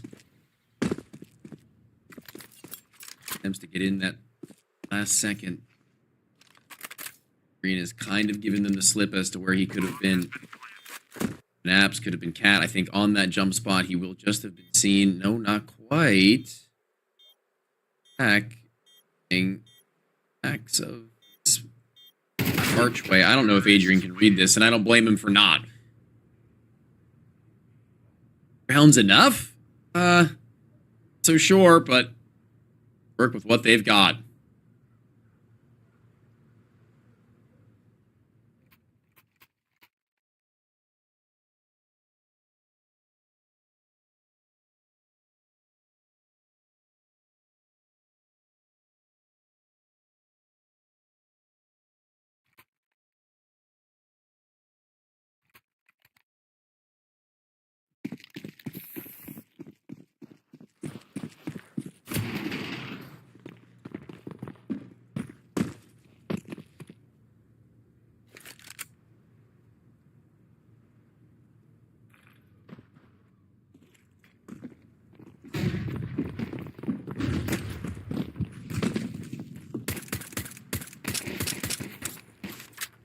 Round is play one.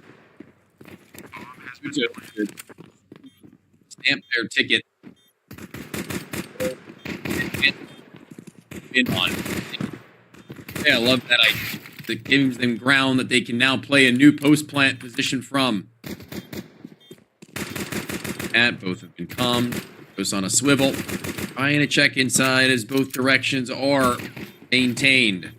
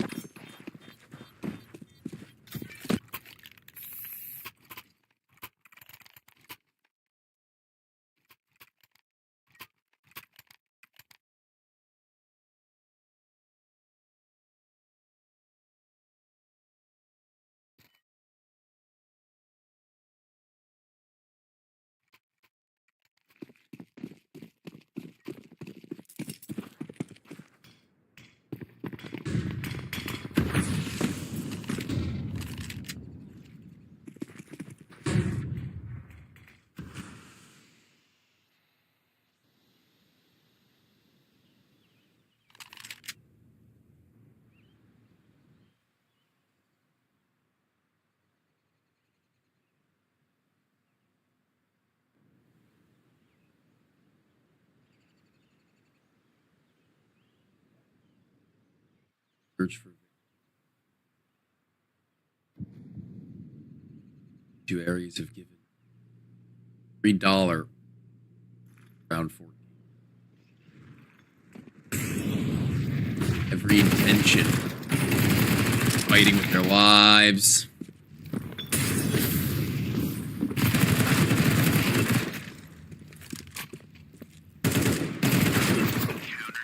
Even that round, they find the win that they had hunched all of their dollars on prior to the plant even, and having the SMGs closely entrenched on their locations.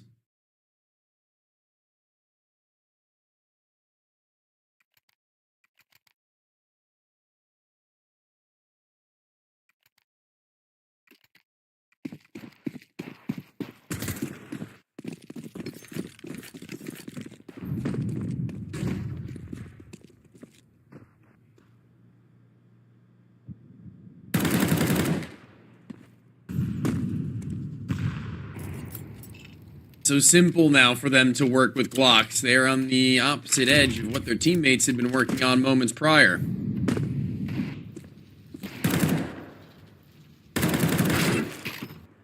A good deagle shot, though, and Manio has been lights out. Map 2 and 3, really. I mean, he has been all that he needed to be and more. It's rare you'll see a turnaround as prolific as this.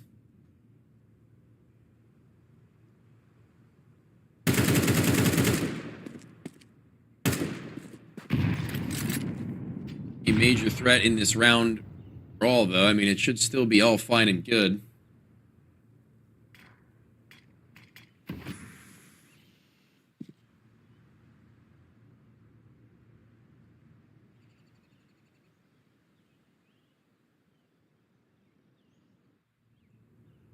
Nectar to find their way in through the offshoot chance they could manage to kill Yupe.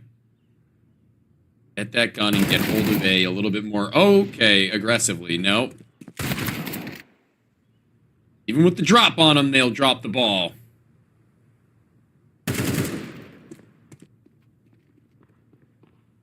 Stands as the last to plant. A little bit of money at the very least. Not that bad. The kill would be pretty wicked. Okay. Marcus's Desert Eagle did some heavy work on that second map of Cash. 1v2 there. Right here, even with the low HP from Yupe.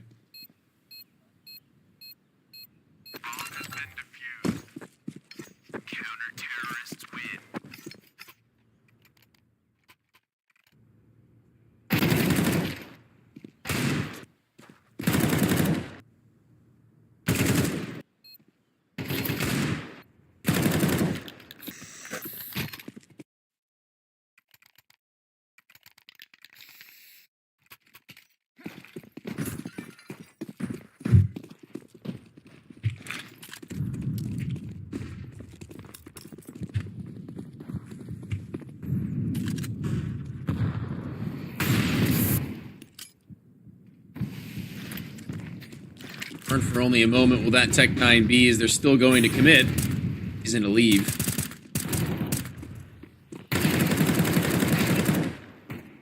Trying to shake and shimmy his crosshair and just net himself the hat trick.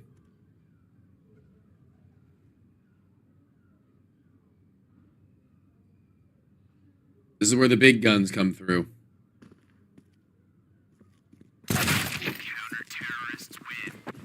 This is where Kagutos get everything that they would have wanted and more.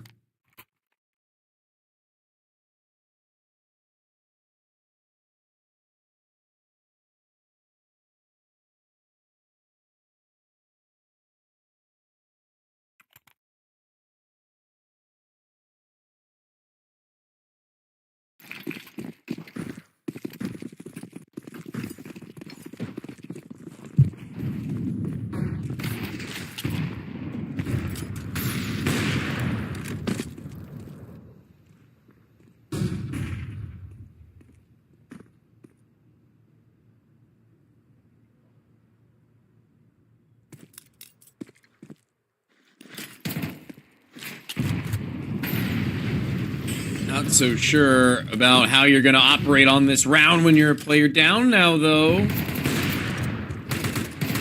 bit of an issue as the Tech 9 runs rampant from Unime after having made his op sing. They cannot shut him down. And all of a sudden, we're running into major issues round by round, gun irrelevant. Rifle, op, pistol, or otherwise.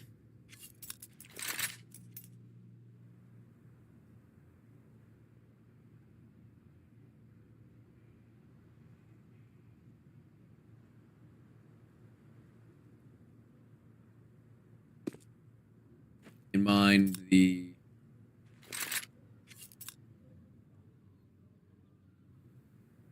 level brought to the table.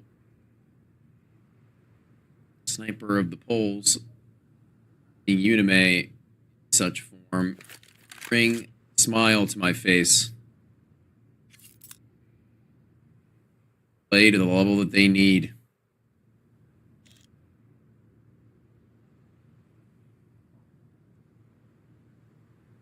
Showing pushback now. I'm forced to $0. They're feeling the save.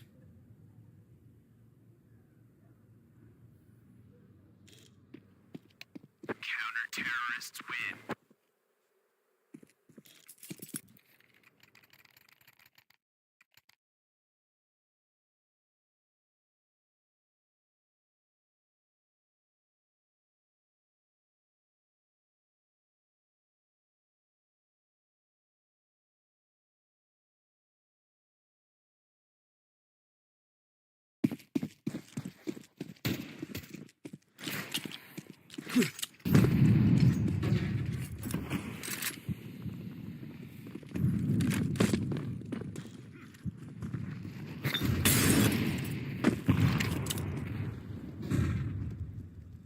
Opportunity now to draw a devastating blow.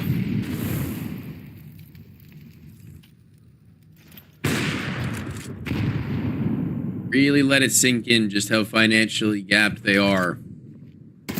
Barely shutting down this one would be a beautiful, fortuitous win. 4 fighting mid and 3 of which are from Khan. Very interesting indeed. No way in hell Unime was just going to outright go down after he took his shot.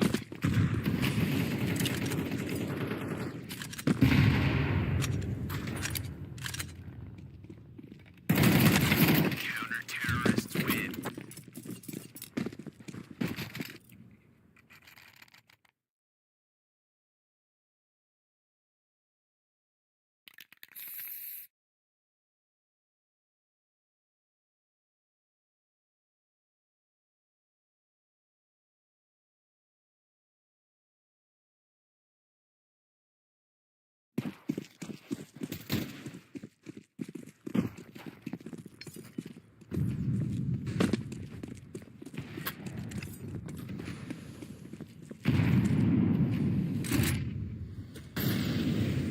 I picture a world in which these Galils are going to be able to crack down The AK's failed to.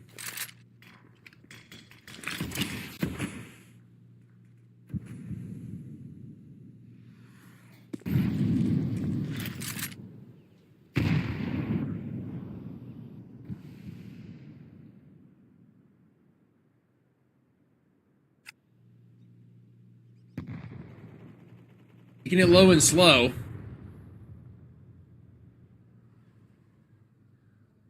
Hold up pressure in toward window. Wait patiently to play. Bomb's been dropped alone at ramp. Yikes, everybody.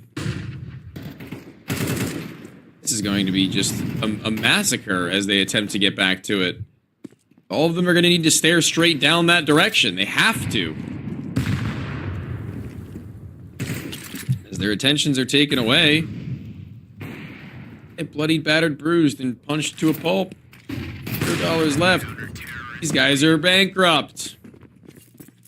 Bomb planted. This is going to need to be a half buy in the affordance to G2 areas to now get them right down the middle. At eye level.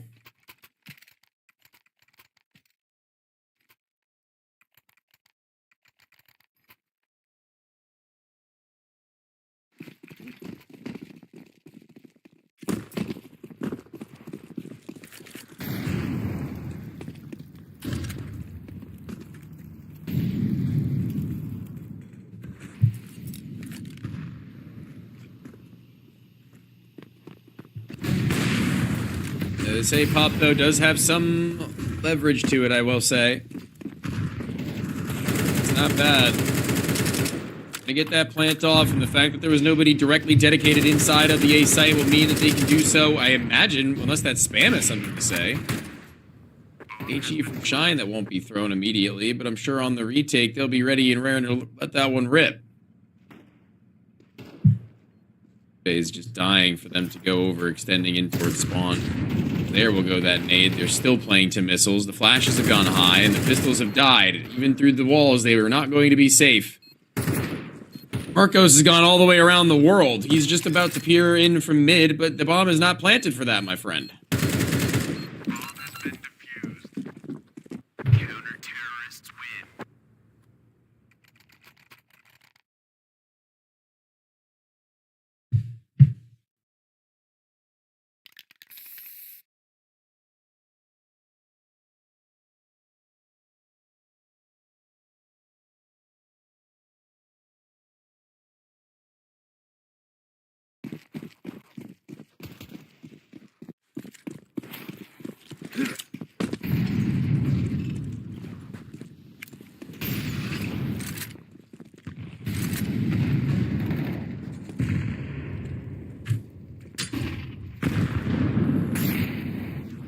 It's undefeatable on this turn up on the CT side.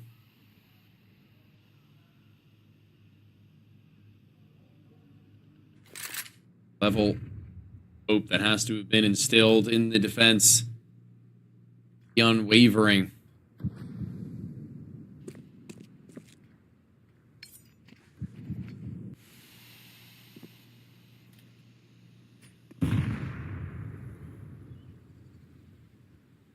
Back to A. Unimite has his sniper barreled at ramp. Chambered, ready, as there will be a player just around, ready to peek. There's two. The off on the next to those fights is good, but will it be good for the refight? Just through the side of that, I didn't even think he would have seen enough of his opponent. Sustained significant damage. Site has been overtaken. Hitori's got to be careful. If he goes into jungle here, he's likely a dead man, and realizing this will instead decide to join Shine.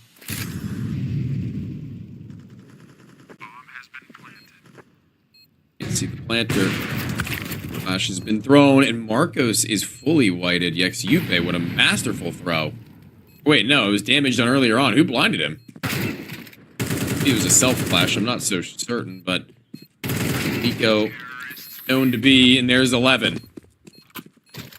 Adrian didn't want to sit and wait and wallow in his own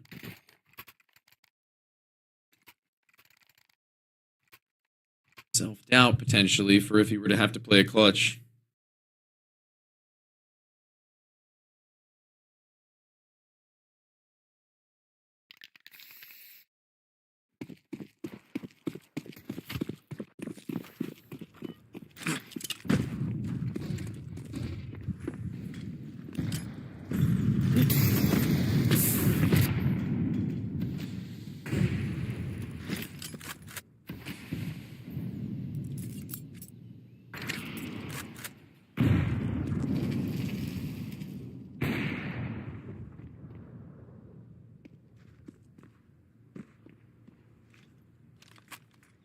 To keep themselves safe on these mid scales has been like the #1 thing, and being able to get into window has been something that hasn't really gotten the attention all too many a time of G2 Aries, frankly. And this time it definitely will, as Hack gets blown away, the second highest performer they have in the server at this moment.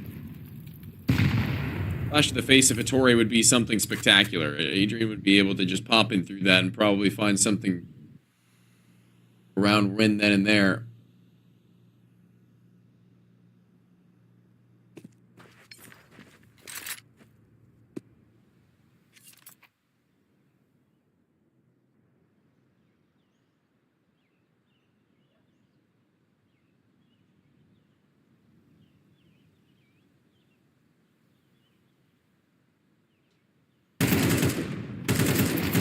He'll lurk out through Palace, to which Mary believes there may be one over towards Ninja. Fires it, but then also gives himself up towards CT spawn. Player himself has quite the deal. Does he go in for this, or does he try and escape as the op is yet to fully rotate, now only just staring from catwalk as Hattori leans market? That was almost an in this round. Hattori can't get through the window as fast as he would have wanted in the flash, and it's effective either. Still dealing damage. Still given chances for fights, but money is being quickly siphoned from the T's, so they kind of need to stay alive themselves, to be honest with you. Unime's going to be able to buy 45 different ops if he really wants from either teammate.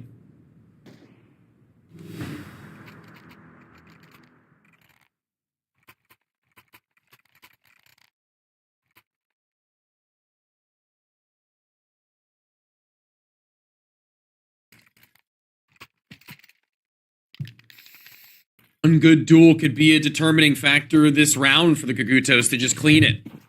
Call it. 2-1.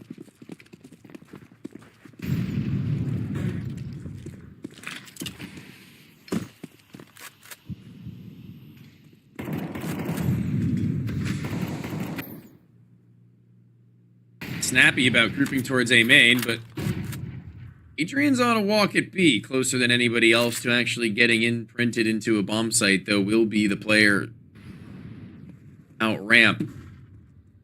The train followed behind in the jump spot from Shine. Adrian probably going to get his lurk kill here as they exchange utility pieces, though. They still have to be kind of worried about Adrian, I guess, but look at how long it's taken for this to even happen. There's a player up through the bottom side of under now. That's Unime's off, but he's so far removed. He's got to get over to the bomb site now. He is so far gone. This bomb timer is going to be halfway ticked before he can have his chance. Fair enough to him. His teammates have done a good job of things comfortable. As all this utility will rain through. Shine's only one at CT spawn, but okay. Well met, Marcos. Another clutch for a map close? I'm not so certain. He's out of there. Counter-terrorists win.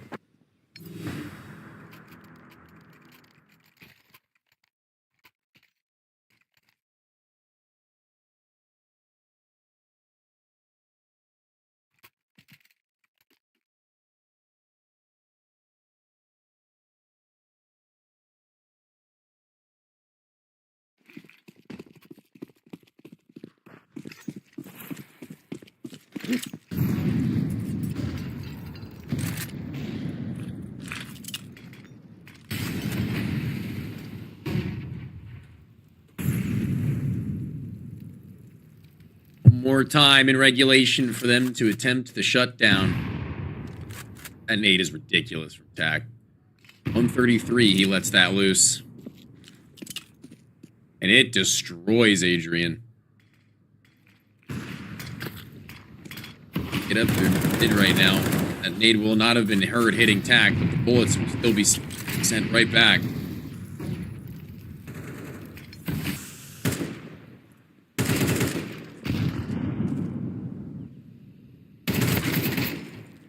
I think that was actually a little bit much from Vittori there, but he still wins his fight, so I'll give him the benefit of the doubt.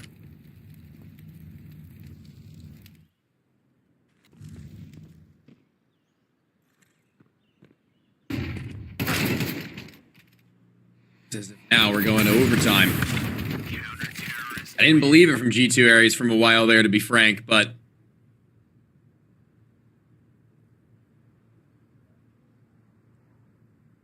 a 10-3 scoreline. 2 T-sided rounds in total. Excuse me, 3 T-sided rounds total, but 2 after the pistol. Obviously, the same could have been said. G2 Aries in that first half, but when momentum is in your favor and you've got the cards stacked favor overall, hope there would be closure.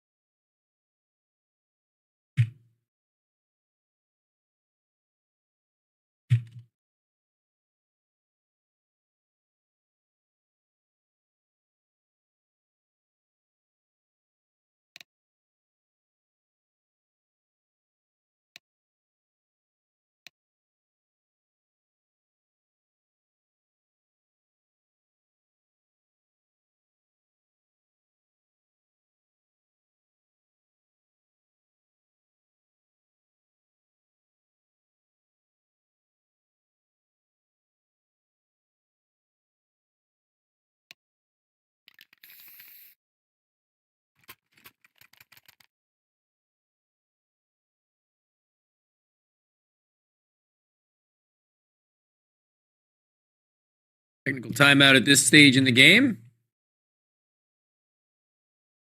Wait for those to start popping up, but here we are nonetheless.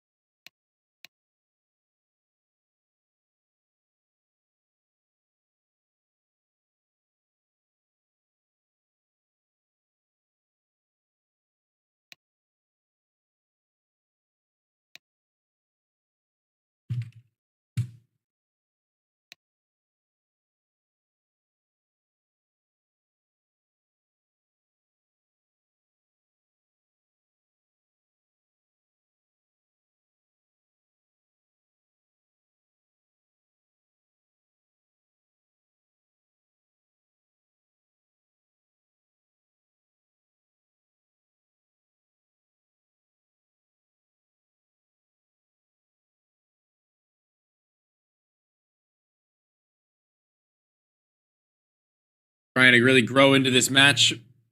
G2 Aries have seen level ups from a multitude of different players, but I think right about now is where we're at, where we would anticipate to be in the pecking order. Mayor of Los Cagutos, same story. Where we had started the conversation as to what should be for both these teams, only now being found in the decider.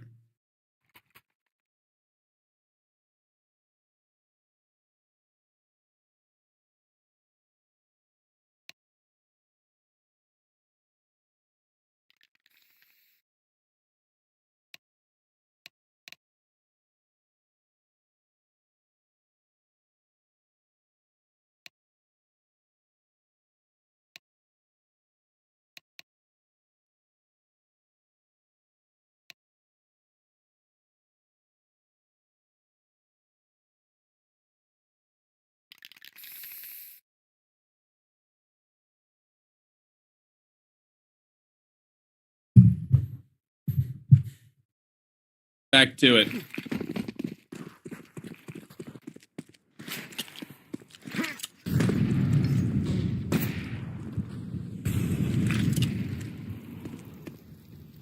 Green is flying down mid right now. There's one in underpass, and he's got no idea about that, but he's not going to really need to so long as he Thanos snaps the Xupe and keeps it 4v4. That still favors this early on the T side to be able to scale into A quickly as pull a bit of rotation from Tack, and Vanio has been standing in mid that whole time. What? Phasing off that smoke and banking a flash off the wall that catches off the op to then leave him. The Madman. Openings across the board.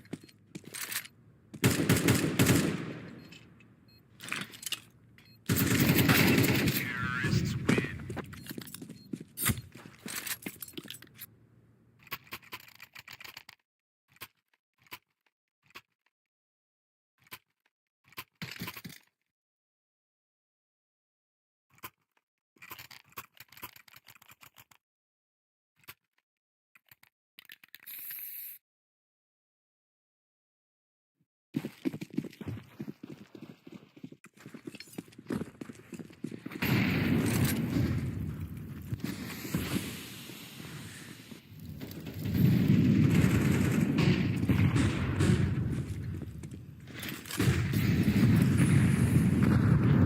Valuable performance right now from Adrian in mid, once again being able to sneak his way up through Con. Once again giving them route in towards A. Once again, Unime the one who's going to need to try and save them. Only can do so much as he'll eventually be bested. Flash in from spawn. The player on site isn't quite ready with gun not yet out in hand and Mania being lit. That op of Marcos is going to be a little bit hard stuck.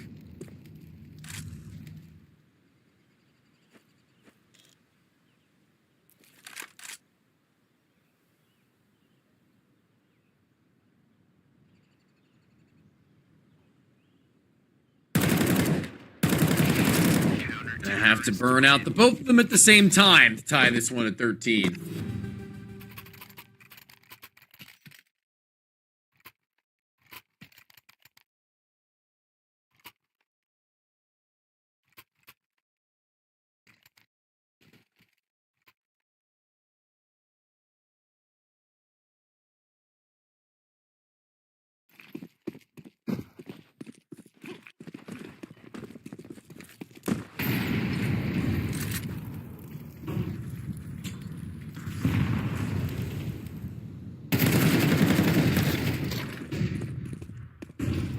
Across the board, we're going to see them really have an affinity for trying to finish one of these overtime rounds as fast as humanly possible, as they will try to do so again.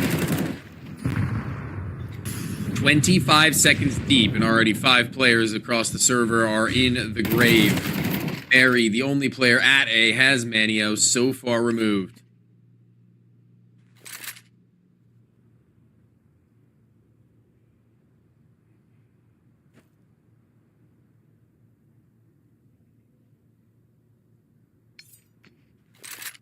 More. Gonna need more. Else. More than Manio. Opening is solid and smooth, though, is the stuck now op in this corner that he should be flush with the Desert Eagle. One bullet will do.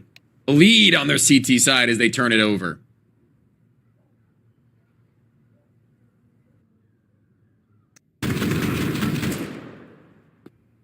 Counter-terrorists win.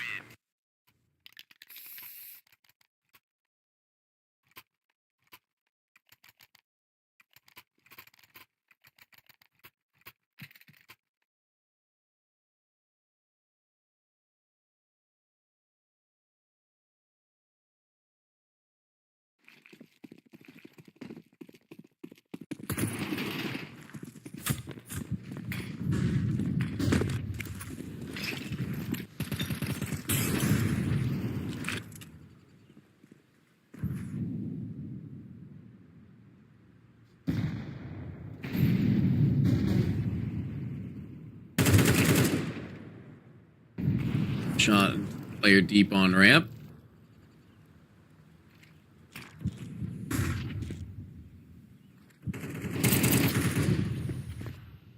From that point forth, just trying to mess around and about. Fire them to reel it on in. Get overzealous. So what lie on the other side? Might bite off more than you can chew. Very intact to try and hit them at the same point. Ladder, an undetected factor.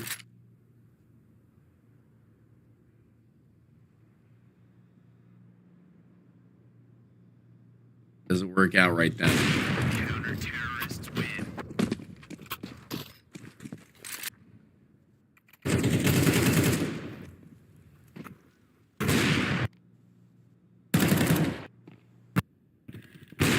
Counter-terrorists.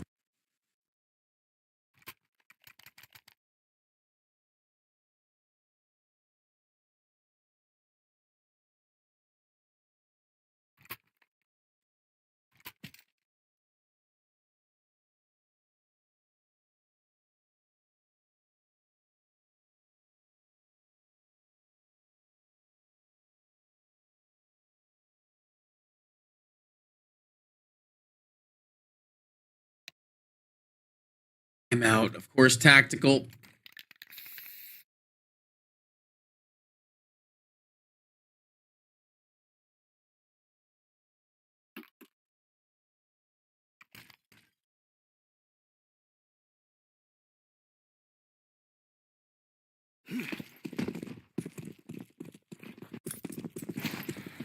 Now being ripped apart.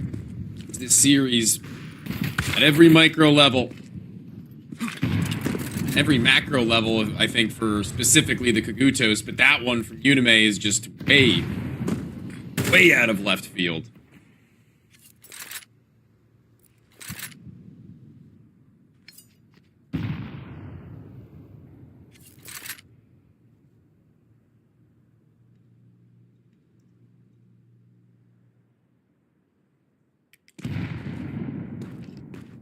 Making them very short-staffed.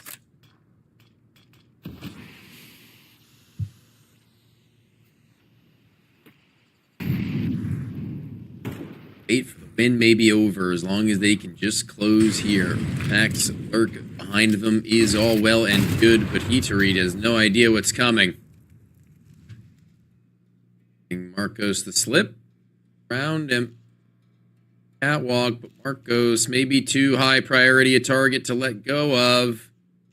Need to kill him outright or take out the player distance, but then even then he gets reacted to. Marcos, that's so smooth, and even deeper into this bomb site he will go prior to the plant, knowing that not far off is Tomiko. Okay, yoinked. Before the round timer expires, too.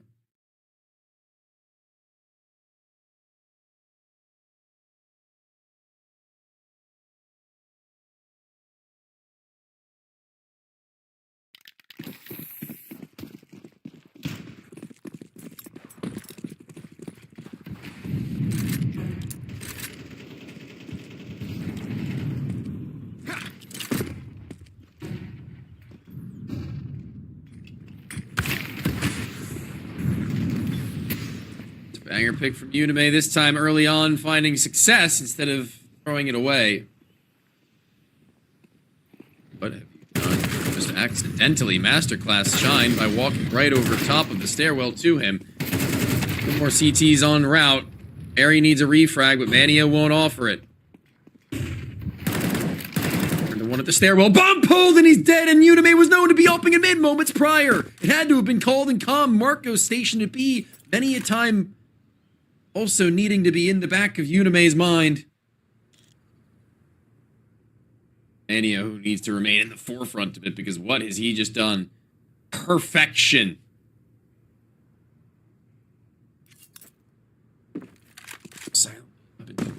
Not so silently, actually, because he gets loud and about it, and now time is dwindling where he'll go.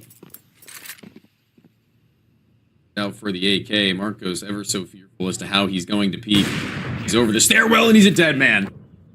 Series goes 16-14 in overtime affair. See the Kakutos shipped up to advancement match, and G2 Ares shipped down the nation stage. That closed qualifier. Not always going to be the most fun place to be, I will say, and I'm sure that they're well aware of that, but they will have wanted to walk away with this win and will have needed to in order to deny such a fate. So given that Cash could very well honestly have been G2 Ares' to win, also believe that this was a very hard-fought Mirage in hindsight, if you look at the round count and how it had gone by specifically on a round-by-round basis, then you'll believe that this one was not as easy as it may have seemed for the Kakutos, as they are going to be battling their way through with some players in Manio, I will say individually, that actually showed up pretty well today in the place of Shauk. So good on him, and big shout out to the stand-in for giving such a performance on maps 2 and 3. 0 kills on map 1. That is not something that you'll see every day.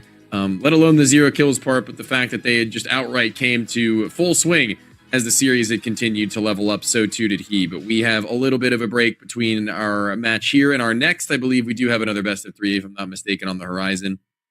HLTV is yet to post that match, but we will wait and see, as Boomerang will be taking on Ex Zero Tenacity in just a little while's time.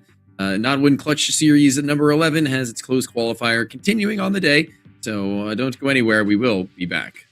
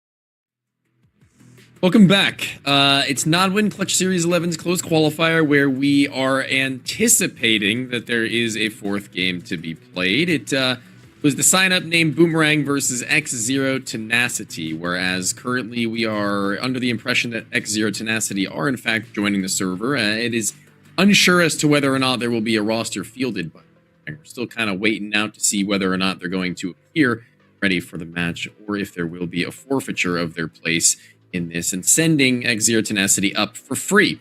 And also, in that same vein, what that would do is give the team on the opposite side of that same group a freebie in the lower bracket, not having to worry about that. So we do await the arrival of these rosters. We're going to have to wait and see what we have up ahead of us for the fight. I have no idea who Boomerang even are. I don't know who's on the team. I don't know. There's no HLTV match page currently going on, so there's not any data on my end to go off of, but we do have cool, awesome production that has compiled the information for me. So, okay, this does make a little bit of sense. I have seen these guys playing together previously before. This is the core of the roster, in which was previously undergoing the Reason name, as well as Oromond, and I think most recently Dragonclaw, if I'm not mistaken. They were playing out with this same five with Antivirus as their fifth, as opposed to Fake Too Much, who I am unfamiliar with his ball and his game, but I think Fnatic is certainly a player I think I've seen do some serious damage, and Swunko is somebody who also very many people have probably seen do some significant heavy lifting for these rosters as they've gone along the pathway.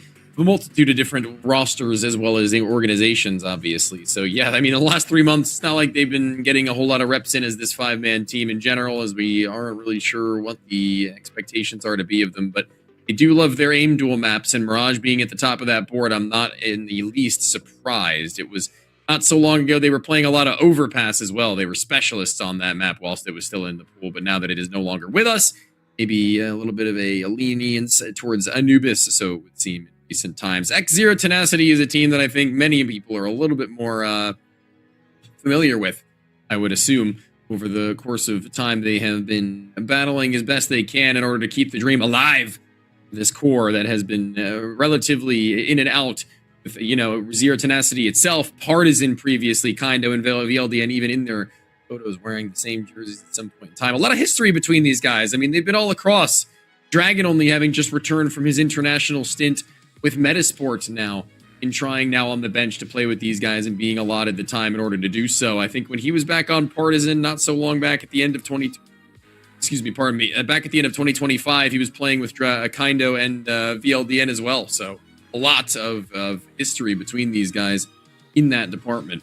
Map pool does look like it is close enough to their opponents on that Anubis, with Mirage being played, but not necessarily a stomping ground for them by any means. But as mentioned, not knowing whether or not these guys are showing up into the server, I don't believe we have a veto yet to even speak about. It'd be cool if we did, but that would assume that they're actually joining the server. So that meaning that we're going to be waiting a few moments before we do get our update on that. I believe we will have that momentarily for you, but the veto process, I think, would probably float in Anubis if I had to say something. I think that there will be a little bit of an Anubis there, but it's an auto veto process, as a matter of fact, actually. So let's see what they got going on here. Banning Ancient Mirage, your Dust 2.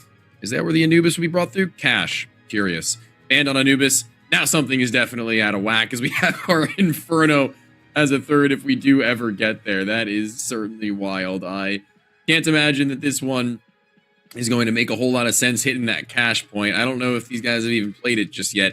In the new version of Counter-Strike 2's cash, at the very least, I don't think that this core of the... what are they going by now? The Dragonclaw and HLTV. Boomerang. I don't think they've touched cash even once, so it's certainly going to be a curious case if they do end up hitting that. The stage is center set for Mirage to be the only place I really expect them to get any leg up over their opponents. I think that is a great place to be, whereas the ending on Inferno is also one that leaves me a little bit head scratchy. This feels like it's kind of just not in the way of the polls if they do end up participating in the first place. So this is a really good place to be in if you're going to get your forfeit win or otherwise for the side of Ex Zero Tenacity. They should be in good spirits, knowing that these are the places they will go. As yet to get an update even still from the server, maybe we can toss this one to a brief break until we do get one. Because I, again, don't have a whole lot of data to work off of with these guys, but they're not really being a whole lot that they've done previously. It's been it's like 2 months now since they've last played, maybe even approaching 3. So maybe we will be back with that match in a moment, but we will have that information for you shortly.